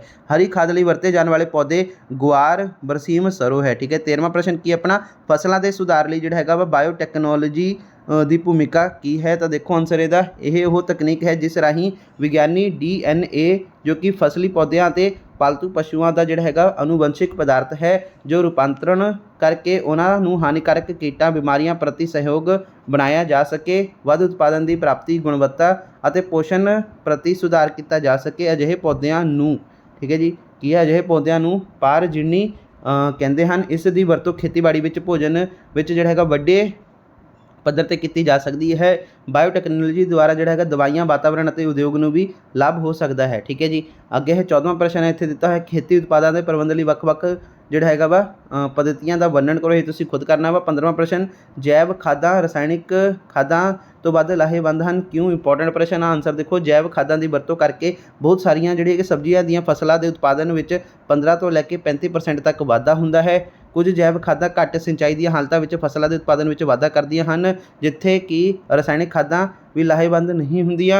यह वायुमंडल दूषितां दा कारण नहीं बनते, ठीक है। चौथा यह सस्ते ते किफायती हुंदे हन, इन्हां दी वरतों गरीब किसान भी कर सकते हैं। पंजवां कुछ जैव खादां प्रति जैविक दवाइयां वजों काम करदियां हन, इसलिए यह जैव कीटनाशकां वजों भी वरतिया जाता है। छेवां जैव खादां भूमि के रासायनिक गुणां विच सुधार करदियां हन। 16वां प्रश्न भारत में जनसंख्या के वाधे के की प्रभाव पैणगे। इंपोर्टेंट प्रश्न आ देखो भारत में जनसंख्या के वाधे के हेठ लिखे प्रभाव पैणगे खेती योग भूमि की घाट, पोषण लई अनाज की घाट, गरीबी और बेरोजगारी में वाधे के कारण जुर्म में वाधा होगा तो विकास धीमा हो जाएगा, इसलिए उन्नति भी हौली हौली होगी। गरीबी तो बेरोजगारी में वाधा होगा, प्रति व्यक्ति आमदन घट जाएगी। अगे अपना 17वां प्रश्न जनसंख्या नूं किस प्रकार काबू किया जा सकता है। इंपोर्टेंट प्रश्न है तो देखो ये भी तुसीं खुद कर लेना वा, ठीक है जी। अगे है दोस्तों खपत नाल संबंधित समस्यावां दा वर्णन करो। तो ऊर्जा संकट, पानी हवा ते भूमि प्रदूषण, ओजोन पट्टी का नष्ट होना, विश्व के तापमान में वाधा, बीमारियां का फैलना, ठीक है, सेहत समस्यावां। अगे है 7वां पॉइंट व्यर्थ पदार्थों को ठिकाने लगाने की समस्या। 19वां प्रश्न की है व्यर्थ नूं घटाउण लई ਜਿਹੜੇ ਹੈਗੇ ਕੀ ਹੱਲ ਹੋ ਸਕਦੇ ਹਨ। ਤਾਂ ਸਭ ਤੋਂ ਪਹਿਲਾਂ ਅਸੀਂ ਜਿਹੜਾ ਹੈਗਾ ਪੇय ਪਦਾਰਥ ਨੂੰ ਜਿਹੜਾ ਹੈਗਾ ਵਾ ਕੇਨਾਂ ਵਿੱਚ ਰੱਖਣ ਦੀ ਬਜਾਏ ਕੱਚ ਦੀਆਂ ਬੋਤਲਾਂ ਦੀ ਵਰਤੋਂ ਕਰ ਸਕਦੇ ਹਾਂ। ਦੂਸਰਾ, ਦੁੱਧ ਨੂੰ ਜਿਹੜਾ ਹੈਗਾ ਪਾਲੀਥੀਨ ਦੇ ਲਿਫਾਫੇ ਵਿੱਚ ਪੈਕ ਕਰਨ ਦੀ ਬਜਾਏ ਕੱਚ ਦੀਆਂ ਬੋਤਲਾਂ ਦੀ ਵਰਤੋਂ ਕਰਤੀ ਜਾ ਸਕਦੀ ਹੈ। 20ਵਾਂ ਪ੍ਰਸ਼ਨ ਦੋਸਤੋ ਕੀ ਹੈ, ਤੇਜ਼ਾਬੀ ਵਰਖਾ ਤੋਂ ਕੀ ਭਾਵ ਹੈ? ਤੇਜ਼ਾਬੀ ਵਰਖਾ ਤੋਂ ਬਚਾਅ ਦੇ ਉਪਾਅ ਲਿਖੋ। ਠੀਕ ਹੈ ਜੀ। ਤਾਂ ਆਨਸਰ ਦੇਖੋ ਦੋਸਤੋ, ਬਹੁਤ ਸਾਰੇ ਜਿਹੜੇ ਹੈਗੇ ਉਦਯੋਗ ਸਲਫਰ ਡਾਈਆਕਸਾਈਡ ਅਤੇ ਨਾਈਟ੍ਰੋਜਨ ਦੇ ਆਕਸੀਜਨ ਪੈਦਾ ਹੁੰਦੇ ਹਨ। ਮੁਕਤ ਹੋਣ ਤੋਂ ਉਪਰੰਤ ਇਹ ਦੋਸਤੋ ਗੈਸਾਂ ਵਾਯੂਮੰਡਲ ਵਿੱਚ ਜਲ ਬਾਸ਼ਪਾਂ ਨਾਲ ਮਿਲ ਕੇ ਤੇਜ਼ਾਬੀ ਜਿਵੇਂ ਕਿ ਸਲਫਿਊਰਿਕ ਐਸਿਡ ਅਤੇ ਨਾਈਟ੍ਰਿਕ ਐਸਿਡ ਬਣਾਉਂਦੇ ਹਨ। ਹਵਾ ਵਿੱਚ ਮੌਜੂਦ ਇਹ ਤੇਜ਼ਾਬ ਮੀਂਹ ਪੈਣ 'ਤੇ ਪਾਣੀ ਵਿੱਚ ਘੁਲ ਕੇ ਧਰਤੀ ਉੱਪਰ ਡਿੱਗਦੇ ਹਨ। ਤੇਜ਼ਾਬ ਦੇ ਮੀਂਹਾਂ ਦੇ ਪਾਣੀ ਵਿੱਚ ਘੁਲ ਕੇ ਧਰਤੀ ਉੱਤੇ ਡਿੱਗਣ ਨੂੰ ਤੇਜ਼ਾਬੀ ਵਰਖਾ ਕਿਹਾ ਜਾਂਦਾ ਹੈ। ਤੇਜ਼ਾਬੀ ਵਰਖਾ ਦੇ ਬਚਣ ਦੇ ਉਪਾਅ ਕੀ ਨੇ? ਅਜਿਹੇ ਹਾਂਜੀ ਕੀ ਲਿਖਿਆ ਦੋਸਤੋ, ਅਜਿਹੇ ਕੋਲੇ ਅਤੇ ਈਂਧਨ ਦੀ ਵਰਤੋਂ ਕੀਤੀ ਜਾਣੀ ਚਾਹੀਦੀ ਹੈ ਜਿਸ ਵਿੱਚ ਸਲਫਰ ਦੀ ਜਿਹੜੀ ਹੈਗੀ ਮਾਤਰਾ ਬਹੁਤ ਹੀ ਥੋੜ੍ਹੀ ਹੋਵੇ। ਅਤੇ ਦੂਸਰਾ, ਪੱਠਿਆਂ ਦੀਆਂ ਚਿਮਨੀਆਂ ਵਿੱਚ ਜਾਂਬੇ ਲਗਾਏ ਜਾਣ ਤਾਂ ਜੋ ਧੂਏ ਦੇ ਵਾਯੂਮੰਡਲ ਵਿੱਚ ਮੁਕਤ ਹੋਣ ਤੋਂ ਪਹਿਲਾਂ ਇਸ ਵਿੱਚ ਗੈਸ ਰਹਿਤ ਹੋ ਸਕੇ। 21ਵਾਂ ਪ੍ਰਸ਼ਨ, ਪੁਨਰ ਚੱਕਰ ਅਤੇ ਮੁੜ ਵਰਤੋਂ ਕੋਈ ਦੋ ਅੰਤਰ ਲਿਖੋ। ਇਹ ਤੁਸੀਂ ਖੁਦ ਕਰਨਾ ਵਾ। 22ਵਾਂ ਪ੍ਰਸ਼ਨ, 3R ਸਿਧਾਂਤ ਤੋਂ ਤੁਹਾਡਾ ਕੀ ਭਾਵ ਹੈ? ਤੁਸੀਂ ਖੁਦ ਕਰਨਾ ਵਾ। ਜੁਆਇੰਟ, ਇਹ ਇੰਪੋਰਟੈਂਟ ਪ੍ਰਸ਼ਨ ਹੈ ਦੋਨੋਂ, ਇਹ ਤੁਸੀਂ ਕਰ ਲੈਣੇ ਆ। ਠੀਕ ਆ, 3R ਵਾਲਾ ਤਾਂ ਬਹੁਤ ਇੰਪੋਰਟੈਂਟ ਆ। ਅੱਗੇ ਆਪਣਾ ਜੁਆਇੰਟ ਫਾਰੈਸਟਰੀ ਮੈਨੇਜਮੈਂਟ ਦੇ ਜਿਹੜੇ ਹੈਗੇ ਕੰਮਾਂ ਅਤੇ ਉਦੇਸ਼ ਦਾ ਵਰਣਨ ਕਰੋ। ਤਾਂ ਦੇਖੋ, ਜੁਆਇੰਟ ਫਾਰੈਸਟਰੀ ਮੈਨੇਜਮੈਂਟ ਦੇ ਪ੍ਰੋਗਰਾਮ ਵਿੱਚ ਪਿੰਡ ਵਾਸੀਆਂ ਦੇ ਲਈ ਬਾਲਣ, ਪਸ਼ੂਆਂ ਦਾ ਚਾਰਾ ਅਤੇ ਪਿੰਡ ਦੇ ਜਿਹੜੇ ਹੈਗਾ ਸਮੁਦਾਇ ਲਈ ਥੋੜ੍ਹੀ ਜਿਹੀ ਮਾਤਰਾ ਵਿੱਚ ਇਮਾਰਤੀ ਲੱਕੜੀ ਉਪਲਬਧ ਕਰਾਉਣਾ ਹੈ। ਇਹ ਬਣਾ ਦੇ ਜਿਹੜੇ ਹੈਗੇ ਆ ਕੀ ਲਿਖਿਆ ਦੋਸਤੋ, ਇਹ ਬਣਾ ਦੇ ਜਿਹੜੇ ਹੈਗੇ ਆ ਵਿਕਾਸ ਵੱਲ, ਠੀਕ ਹੈ ਜੀ, ਵਿਕਾਸ ਹੋਊਗਾ। ਠੀਕ ਹੈ ਜੀ, ਇੱਥੇ ਵਿਕਾਸ ਵੱਲ ਵੀ ਧਿਆਨ ਦਿੰਦੀ ਹੈ। ਸੰਯੁਕਤ ਵਣ ਪ੍ਰਬੰਧ ਦੀ ਸਕੀਮ ਦੇਸ਼ ਦੇ 17 ਪ੍ਰਾਂਤਾਂ ਨੇ ਅਪਣਾ ਲਈ ਹੈ। ਵਣਾਂ ਦੇ ਪ੍ਰਬੰਧਨ ਦੇ ਸੰਬੰਧ ਵਿੱਚ ਕੀਤੇ ਜਾਂਦੇ ਕੰਮਾਂ ਦਾ ਵੇਰਵਾ ਇਸ ਪ੍ਰਕਾਰ ਹੈ। ਠੀਕ ਹੈ ਜੀ। ਸਭ ਤੋਂ ਪਹਿਲਾਂ ਹੈ ਆਪਣਾ ਗੈਰ ਸਰਕਾਰੀ ਸੰਗਠਨਾਂ, ਸਰਕਾਰ, ਸਥਾਨਿਕ ਸਮੁਦਾਇ, ਸਮੂਲੀਅਤ, ਚੁਣੇ ਗਏ ਖੇਤਰਾਂ ਵਿੱਚ ਜਿਹੜਾ ਹੈਗਾ ਫਲਦਾਰ ਪੌਦਿਆਂ ਨੂੰ ਉਗਾਉਣਾ, ਪਸ਼ੂਆਂ ਦੇ ਚਾਰਨ ਉੱਪਰ ਰੋਕ, ਲਾਭਕਾਰੀਆਂ ਨੂੰ ਨਿੱਜੀ ਮਲਕੀਅਤ ਦਾ ਹੱਕ ਨਾ ਦੇਣਾ, ਲਾਭਕਾਰੀਆਂ ਨੂੰ ਵਿੱਤੀ ਸਹਾਇਤਾ ਦਿੱਤੀ ਜਾ ਸਕਦੀ ਹੈ। ਪਿੰਡ ਦੀ ਸਮੁਦਾਇ ਸਰਕਾਰ ਦੁਆਰਾ ਨਿਸ਼ਚਿਤ ਕੀਤੇ ਗਏ ਲਾਭਾਂ ਦਾ ਹੱਕਦਾਰ, ਲਾਭਕਾਰੀ ਘਾਹ ਦਰਖਤਾਂ ਦੀਆਂ ਟਾਹਣੀਆਂ ਦੇ ਸਿਰਿਆਂ 'ਤੇ ਵਣਾਂ ਤੋਂ ਨਿੱਕੇ ਮੋਟੇ ਜਿਹੜੇ ਹੈਗੇ ਪਦਾਰਥਾਂ ਦੀ ਵਰਤੋਂ ਕਰ ਸਕਦੇ ਹਨ। 24ਵਾਂ ਪ੍ਰਸ਼ਨ ਕੀ ਹੈ? ਸਮੁਦਾਇ ਫੋਰੈਸਟਰੀ ਐਗਰੋ ਫੋਰੈਸਟਰੀ ਤੋਂ ਕਿਵੇਂ ਭਿੰਨ ਹੈ? ਤਾਂ ਆਨਸਰ ਦੇਖੋ, ਸਮੁਦਾਇ ਫੋਰੈਸਟਰੀ ਵਿੱਚ ਨਿੱਜੀ ਜ਼ਮੀਨ ਵਿੱਚ ਰੁੱਖ ਲਗਾਉਣਾ, ਠੀਕ ਹੈ ਜੀ, ਵਰਜਿਤ ਹੁੰਦਾ ਹੈ। ਇਸ ਸਕੀਮ ਵਿੱਚ ਜਿਹੜਾ ਹੈਗਾ ਸਰਕਾਰ ਪੌਦੇ ਤੋਂ ਖਾਦਾਂ ਦੇਵੇਗੀ, ਠੀਕ ਹੈ ਜੀ, ਪੌਦੇ ਤੇ ਖਾਦਾਂ ਦੇਵੇਗੀ, ਜਦਕਿ ਪ੍ਰੋਗਰਾਮ ਦੁਆਰਾ ਉਗਾਏ ਗਏ ਰੁੱਖਾਂ ਦਾ ਦੇਖਭਾਲ ਲਈ ਜ਼ਿੰਮੇਵਾਰੀ ਸਮੁਦਾਇ ਦੀ ਬਣਦੀ ਹੈ। ਕਈ ਸਮੁਦਾਇ ਰੁੱਖ ਬਾਗਾਂ ਦਾ ਜਿਹੜਾ ਹੈਗਾ ਰੱਖ ਰਖਾਅ ਅਤੇ ਦੇਖਭਾਲ ਅਜਿਹੇ ਸੁਚੱਜੇ ਕਾਇਮ ਰਹਿਣ ਯੋਗ ਢੰਗ ਨਾਲ ਕਰਦੇ ਹਨ ਜੋ ਪਿੰਡ ਨੂੰ ਲਗਾਤਾਰ ਲਾਭ ਮਿਲਦਾ ਰਹੇ। ਠੀਕ ਹੈ, ਪਰ ਕਈ ਵਾਰੀ ਆਪਣੇ ਲਾਭ ਲਈ ਮਕਾਨ ਦੀ ਉਸਾਰੀ ਦੀ ਲੱਕੜੀ ਨੂੰ ਉਹ ਵੇਚ ਦਿੰਦੇ ਹਨ। ਅਗਲਾ ਹੈ ਦੋਸਤੋ, ਮਿਸ਼ਰਿਤ ਖੇਤੀ ਤੋਂ ਕੀ ਭਾਵ ਹੈ? ਮਿਸ਼ਰਿਤ ਖੇਤੀ ਦੀ ਮਹੱਤਤਾ ਲਿਖੋ, ਯਾਨੀ ਕਿ ਇੰਪੋਰਟੈਂਟ ਪ੍ਰਸ਼ਨ ਹੈ, ਵੈਰੀ ਇੰਪੋਰਟੈਂਟ ਪ੍ਰਸ਼ਨ ਹੈ ਦੋਸਤੋ, ਇਹ ਪੱਕਾ ਕਰ ਲਿਓ। ਤਾਂ ਆਨਸਰ ਦੇਖੋ ਦੋਸਤੋ, ਉੱਤਰ ਕੀ ਇਹਦਾ? ਇਸ ਪ੍ਰਕਿਰਿਆ ਵਿੱਚ ਦੋਸਤੋ ਖੇਤਾਂ ਵਿੱਚ ਵੱਖ-ਵੱਖ ਜੰਤੂਆਂ ਦਾ ਪਾਲਣ ਪੋਸ਼ਣ ਕਰਕੇ ਉਹਨਾਂ ਦੇ ਜਿਹੜੇ ਹੈਗਾ ਵਾ ਮਲ ਮੂਤਰ ਨੂੰ ਫਸਲਾਂ ਲਈ ਪੋਸ਼ਕ ਤੱਤਾਂ ਵਜੋਂ ਜਿਹੜਾ ਹੈਗਾ ਵਰਤਿਆ ਜਾਂਦਾ ਹੈ। ਮਿਸ਼ਰਿਤ ਖੇਤੀ ਵਜੋਂ ਜਿਹੜਾ ਹੈਗਾ ਜੰਤੂਆਂ ਨੂੰ ਫਲ ਵਾਲੇ ਦਰਖਤਾਂ ਹੇਠੋਂ ਘਾਹ ਚਰਨ ਦਿੱਤਾ ਜਾਂਦਾ ਹੈ ਤਾਂ ਜੋ ਘਾਹ ਛੋਟਾ ਰਹੇ, ਜਾਂ ਫਿਰ ਦੋਸਤੋ ਸੂਰਾਂ ਦਾ ਜਿਹੜਾ ਹੈਗਾ ਵਾ ਮਲ ਮੂਤਰ ਮੱਛੀਆਂ ਨੂੰ ਭੋਜਨ ਵਜੋਂ ਦਿੱਤਾ ਜਾਂਦਾ ਹੈ। ਇਸ ਪ੍ਰਬੰਧ ਦਾ ਇਹ ਲਾਭ ਹੈ ਕਿ ਇਸ ਰਾਹੀਂ ਜਿਹੜਾ ਹੈਗਾ ਕਿਸਾਨਾਂ ਨੂੰ ਇੱਕੋ ਸਥਾਨ 'ਤੇ ਹੀ ਜੀਵਨ ਲਈ ਜ਼ਰੂਰੀ ਭੋਜਨ ਅਤੇ ਹੋਰ ਵਸਤਾਂ ਪ੍ਰਾਪਤ ਹੋ ਜਾਂਦੀਆਂ ਹਨ। ਮਿਸ਼ਰਤ ਖੇਤੀ ਵਰਖਾ, ਸੂਰਜ ਦੀ ਰੋਸ਼ਨੀ, ਭੂਮੀ ਦੀ ਕਿਸਮ ਅਤੇ ਉਸ ਸਥਾਨ 'ਤੇ ਆਮ ਹੋਣ ਵਾਲੀਆਂ ਬਿਮਾਰੀਆਂ ਅਤੇ ਬਾਜ਼ਾਰ ਵਿੱਚ ਕਿਸਮਾਂ, ਰਾਜਨੀਤਿਕ ਸਥਿਰਤਾ ਅਤੇ ਤਕਨੀਕੀ ਵਿਕਾਸ ਆਦਿ ਵਰਗੀਆਂ ਜੈਵ ਭੌਤਿਕ ਹਾਲਤਾਂ 'ਤੇ ਨਿਰਭਰ ਕਰਦੀ ਹੈ। 26ਵਾਂ ਪ੍ਰਸ਼ਨ ਦੋਸਤੋ ਹੁਣ ਦੇਖੋ ਕੀ ਹੈ? ਅੰਤਰ ਖੇਤੀ ਕੀ ਹੈ? ਇਸ ਦੇ ਜਿਹੜੇ ਹੈਗੇ ਆ ਇਸ ਖੇਤੀ ਦੇ ਫਾਇਦਿਆਂ ਦੀ ਸੂਚੀਬੱਧ ਕਰੋ। ਤਾਂ ਆਨਸਰ ਦੇਖੋ ਦੋਸਤੋ, ਅੰਤਰੀ ਫਸਲੀ ਤੋਂ ਭਾਵ ਹੈ ਦੋ ਜਾਂ ਫਿਰ ਦੋ ਤੋਂ ਵੱਧ ਫਸਲਾਂ ਨੂੰ ਇੱਕੋ ਹੀ ਖੇਤ ਵਿੱਚ ਕਤਾਰਾਂ ਵਿੱਚ ਇਕੱਠੇ ਲਗਾਉਣਾ। ਇੱਕ ਨਿਸ਼ਚਿਤ ਕਤਾਰ ਤਰਤੀਬ ਦਿੱਤੀ ਜਾਂਦੀ ਹੈ, ਜਿਵੇਂ ਕਿ 1:1, 1:2, 1:3 ਆਦਿ। ਇੱਕ ਕਤਾਰ ਮੁੱਖ ਫਸਲ ਦੀ ਅਤੇ ਇੱਕ ਕਤਾਰ ਅੰਤਰ ਫਸਲ ਦੀ ਹੁੰਦੀ ਹੈ। ਅੱਗੇ ਫਸਲੀ ਚੱਕਰ ਦੇ ਕੀ ਲਾਭ ਹਨ? ਇਹ ਤੁਸੀਂ ਖੁਦ ਕਰਨਾ ਵਾ। ਠੀਕ ਹੈ ਜੀ। 28ਵਾਂ ਪ੍ਰਸ਼ਨ ਕੀ ਹੈ? ਸਟੋਰੇਜ ਕਰਨ ਵਾਲੀਆਂ ਬਣਤਰਾਂ ਦੇ ਵਿਸ਼ੇਸ਼ ਲੱਛਣ ਕੀ ਹਨ? ਤਾਂ ਭੋਜਨ ਪਦਾਰਥਾਂ ਦੇ ਦਾਣਿਆਂ ਨੂੰ ਸਟੋਰ ਕਰਨ ਲਈ ਸਟੋਰ ਘਰਾਂ ਦੇ ਜ਼ਰੂਰੀ ਲੱਛਣ ਹੇਠ ਲਿਖੇ ਅਨੁਸਾਰ ਹਨ। ਸਾਫ਼ ਸਫਾਈ ਆਸਾਨੀ ਨਾਲ ਕੀਤੀ ਜਾ ਸਕੇ, ਪਾਣੀ ਤੇ ਸਿੱਲ ਤੋਂ ਪ੍ਰਭਾਵਿਤ ਨਾ ਹੁੰਦਾ ਹੋਵੇ, ਤਾਪ ਅਤੇ ਨਮੀ ਦੇ ਘਾਟੇ ਵਾਧੇ ਨੂੰ ਸਹਿਣਯੋਗ ਹੋਵੇ, ਕੁਤਰਨ, ਪਾਣੀ ਅਤੇ ਪੰਛੀ ਤੇ ਹੋਰ ਜੰਤੂਆਂ ਨੂੰ ਜੰਤੂਆਂ ਤੋਂ ਜਿਹੜਾ ਹੈਗਾ ਸੁਰੱਖਿਆ ਪ੍ਰਦਾਨ ਕਰੋ ਅਤੇ ਕੀਟਾਂ ਦੀ ਰਹਿਤ ਹੋਵੇ।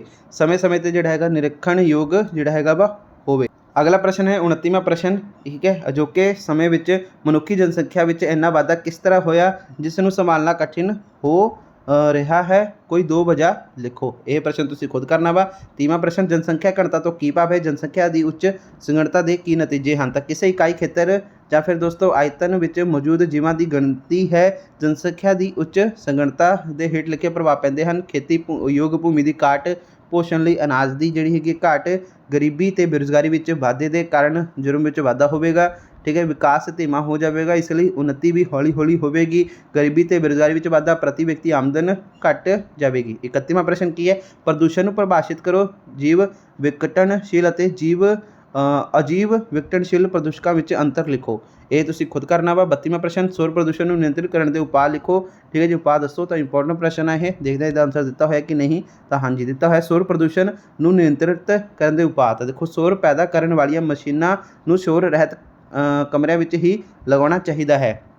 ਦੂਸਰਾ, ਮਜ਼ਦੂਰਾਂ ਅਤੇ ਕਾਮਿਆਂ ਨੂੰ ਆਪਣੇ ਜਿਹੜਾ ਹੈਗਾ ਕੰਨਾਂ ਨੂੰ ਰੂੰ ਨਾਲ ਬੰਦ ਕਰ ਲੈਣਾ ਚਾਹੀਦਾ ਹੈ। ਸੜਕਾਂ ਦੇ ਕਿਨਾਰੇ ਰੁੱਖ ਲਗਾਉਣੇ ਚਾਹੀਦੇ ਹਨ ਤਾਂ ਜੋ ਜਿਹੜਾ ਹੈਗਾ ਸ਼ੋਰ ਪ੍ਰਦੂਸ਼ਣ ਨੂੰ ਘੱਟ ਕਰਨ, ਠੀਕ ਹੈ ਜੀ। ਇਸ ਨਾਲ ਗ੍ਰੀਨ ਮਫਰ ਸਕੀਮ ਜਿਹੜਾ ਹੈਗਾ ਕਹਿੰਦੇ ਹਨ ਇਸ ਨੂੰ। ਆਮ ਹਾਲਤਾਂ ਵਿੱਚ ਦੋਸਤੋ ਵਾਹਨਾਂ ਦੇ ਹਾਰਨ ਵਜਾਉਣ ਉੱਪਰ ਰੋਕ ਲਗਾਉਣੀ ਚਾਹੀਦੀ ਹੈ। ਸ਼ੋਰ ਪੈਦਾ ਕਰਨ ਵਾਲੇ ਉਦਯੋਗ, ਹਵਾਈ ਅੱਡਿਆਂ ਅਤੇ ਰੇਲਵੇ ਸਟੇਸ਼ਨਾਂ ਆਦਿ ਨੂੰ ਰਿਹਾਇਸ਼ੀ ਖੇਤਰਾਂ ਤੋਂ ਦੂਰ ਬਣਾਉਣਾ ਚਾਹੀਦਾ ਹੈ। 6ਵਾਂ ਦੋਸਤੋ ਕੀ ਹੈ ਪੁਆਇੰਟ? ਲੋਕਾਂ ਨੂੰ ਸੰਬੋਧਨ ਕਰਨ ਵਾਲੇ ਲਾਊਡ ਸਪੀਕਰਾਂ ਦੀ ਵਰਤੋਂ ਕੇਵਲ ਉਸ ਵਕਤ ਕਰਨੀ ਚਾਹੀਦੀ ਹੈ ਜਦੋਂ ਬਹੁਤ ਜ਼ਰੂਰੀ ਹੋਵੇ। 33ਵਾਂ ਪ੍ਰਸ਼ਨ ਦੋਸਤੋ, ਅਸੀਂ ਆਪਣੇ ਸਰੋਤਾਂ ਦੀ ਸਾਂਭ ਸੰਭਾਲ ਕਿਵੇਂ ਕਰ ਸਕਦੇ ਹਾਂ? ਵੈਰੀ ਇੰਪੋਰਟੈਂਟ ਪ੍ਰਸ਼ਨ ਹੈ ਇਹ ਵੀ। ਸਰੋਤਾਂ ਨੂੰ ਸੁਰੱਖਿਅਤ ਰੱਖਣ ਦੇ ਤਰੀਕੇ, ਠੀਕ ਹੈ ਜੀ। ਤਾਂ ਦੇਖੋ, ਪਲਾਸਟਿਕ ਦੇ ਲਿਫਾਫਿਆਂ ਦੀ ਬਜਾਏ ਸਾਨੂੰ ਕਾਗਜ਼ਾਂ ਦੇ ਬਣੇ ਹੋਏ ਲਿਫਾਫੇ ਵਰਤਣੇ ਚਾਹੀਦੇ ਹਨ। ਪੈਟਰੋਲ ਅਤੇ ਡੀਜ਼ਲ ਦੀ ਥਾਂ ਸਾਨੂੰ ਜਿਹੜਾ ਹੈਗਾ ਵਾ ਬਾਇਓ ਈਂਧਨ ਅਤੇ ਬਾਇਓਗੈਸ ਦੀ ਵਰਤੋਂ ਕਰਨੀ ਚਾਹੀਦੀ ਹੈ। ਲਾਸ਼ਾਂ ਨੂੰ ਠਿਕਾਣੇ ਲਗਾਉਣ ਵਾਸਤੇ ਜਿਹੜਾ ਹੈਗਾ ਵਾ ਪਰੰਪਰਾਗਤ ਤਰੀਕਿਆਂ ਦੀ ਜਗ੍ਹਾ ਬਿਜਲਈ ਦਾਅ ਭੱਟੀ ਦੀ ਜਿਹੜੀ ਹੈਗੀ ਵਰਤੋਂ ਕਰਨੀ ਚਾਹੀਦੀ ਹੈ। ਚੌਥਾ ਪੁਆਇੰਟ, ਪੈਟਰੋਲ ਅਤੇ ਡੀਜ਼ਲ ਦੀ ਥਾਂ CNG ਦੀ ਵਰਤੋਂ ਕੀਤੀ ਜਾ ਸਕਦੀ ਹੈ। ਪੰਜਵਾਂ, ਪੁਰਾਣੀ ਤਰ੍ਹਾਂ ਦੇ ਚੁੱਲ੍ਹਿਆਂ ਦੀ ਥਾਂ ਸੌਰ ਚੁੱਲ੍ਹੇ ਵਰਤਣੇ ਚਾਹੀਦੇ ਹਨ, ਠੀਕ ਹੈ ਜੀ, ਵਰਤੇ ਜਾਣ। ਅੱਗੇ ਹੈ ਦੋਸਤੋ ਆਪਣਾ 34ਵਾਂ ਪ੍ਰਸ਼ਨ ਹੈ ਇੱਥੇ ਹੁਣ, ਦਰਖਤ ਲਗਾਉਣ ਲਈ ਵਿਦਿਆਰਥੀ ਦਾ ਕੀ ਯੋਗਦਾਨ ਹੈ? ਤਾਂ ਦੇਖੋ ਇਹਦਾ ਉੱਤਰ ਕੀ ਹੈ? ਵਿਦਿਆਰਥੀ ਪੌਦੇ ਲਗਾਉਣ ਦੇ ਪ੍ਰੋਗਰਾਮ ਵਿੱਚ ਉਤਸ਼ਾਹ ਨਾਲ ਭਾਗ ਲੈ ਸਕਦੇ ਹਨ। ਸਭ ਤੋਂ ਪਹਿਲਾਂ ਦੋਸਤੋ, ਵਿਦਿਆਰਥੀ ਸਕੂਲ ਦੀ ਇਮਾਰਤ ਦੇ ਅੰਦਰ, ਘਰਾਂ ਦੇ ਜਿਹੜੇ ਹੈਗੇ ਆ ਪਿਛਵਾੜੇ ਜਾਂ ਫਿਰ ਕਿਸੇ ਵੀ ਜਗ੍ਹਾ ਪੌਦੇ ਉਗਾ ਸਕਦੇ ਹਨ। ਦੂਸਰਾ, ਵਿਦਿਆਰਥੀ ਆਪਣੇ ਦੁਆਰਾ ਲਗਾਏ ਪੌਦਿਆਂ ਨੂੰ ਆਪਣੀ ਇੱਛਾ ਅਨੁਸਾਰ ਕੋਈ ਵੀ ਮਨਭਾਉਂਦਾ ਨਾਂ ਦੇ ਸਕਦੇ ਹਨ ਅਤੇ ਉਹਨਾਂ ਨੂੰ ਉਸ ਪੌਦੇ ਦੀ ਸਾਂਭ ਸੰਭਾਲ ਕਰਨੀ ਚਾਹੀਦੀ ਹੈ। ਵਿਦਿਆਰਥੀ ਨੂੰ ਆਪਣੇ ਹਰ ਜਨਮ ਦਿਨ 'ਤੇ ਇੱਕ ਪੌਦਾ ਉਗਾਉਣਾ ਚਾਹੀਦਾ ਹੈ ਅਤੇ ਇਸ ਦੇ ਵਾਧੇ ਨੂੰ ਵੇਖਣਾ ਚਾਹੀਦਾ ਹੈ। ਦਰਖਤ ਲਗਾਉਣੇ ਮਹੱਤਵਪੂਰਨ ਹੈ, ਪਰੰਤੂ ਇਸ ਦੀ ਸੁਰੱਖਿਆ ਕਰਨਾ ਵੀ ਹੋਰ ਵੀ ਮਹੱਤਵਪੂਰਨ ਹੈ। ਤਾਂ ਇਹ ਤੁਹਾਡਾ ਆਨਸਰ ਹੋ ਜਾਏਗਾ। ਇੱਥੇ ਹੀ ਦੇਖ ਸਕਦੇ ਹੋ ਦੋਸਤੋ, 32 ਪੇਜਾਂ ਦੀ ਇਹ PDF ਫਾਈਲ ਸੀ, ਯਾਨੀ ਕਿ ਸ਼ਾਂਤੀ ਗੈਸ ਪੇਪਰ ਸੀਗਾ, ਪੂਰਾ ਦਾ ਪੂਰਾ ਹੀ ਸੋਲਵ ਹੋ ਗਿਆ ਵਾ। ਇਸ ਤੋਂ ਬਾਅਦ ਕੁਝ ਵੀ ਨਹੀਂ ਬਚਿਆ ਵਾ।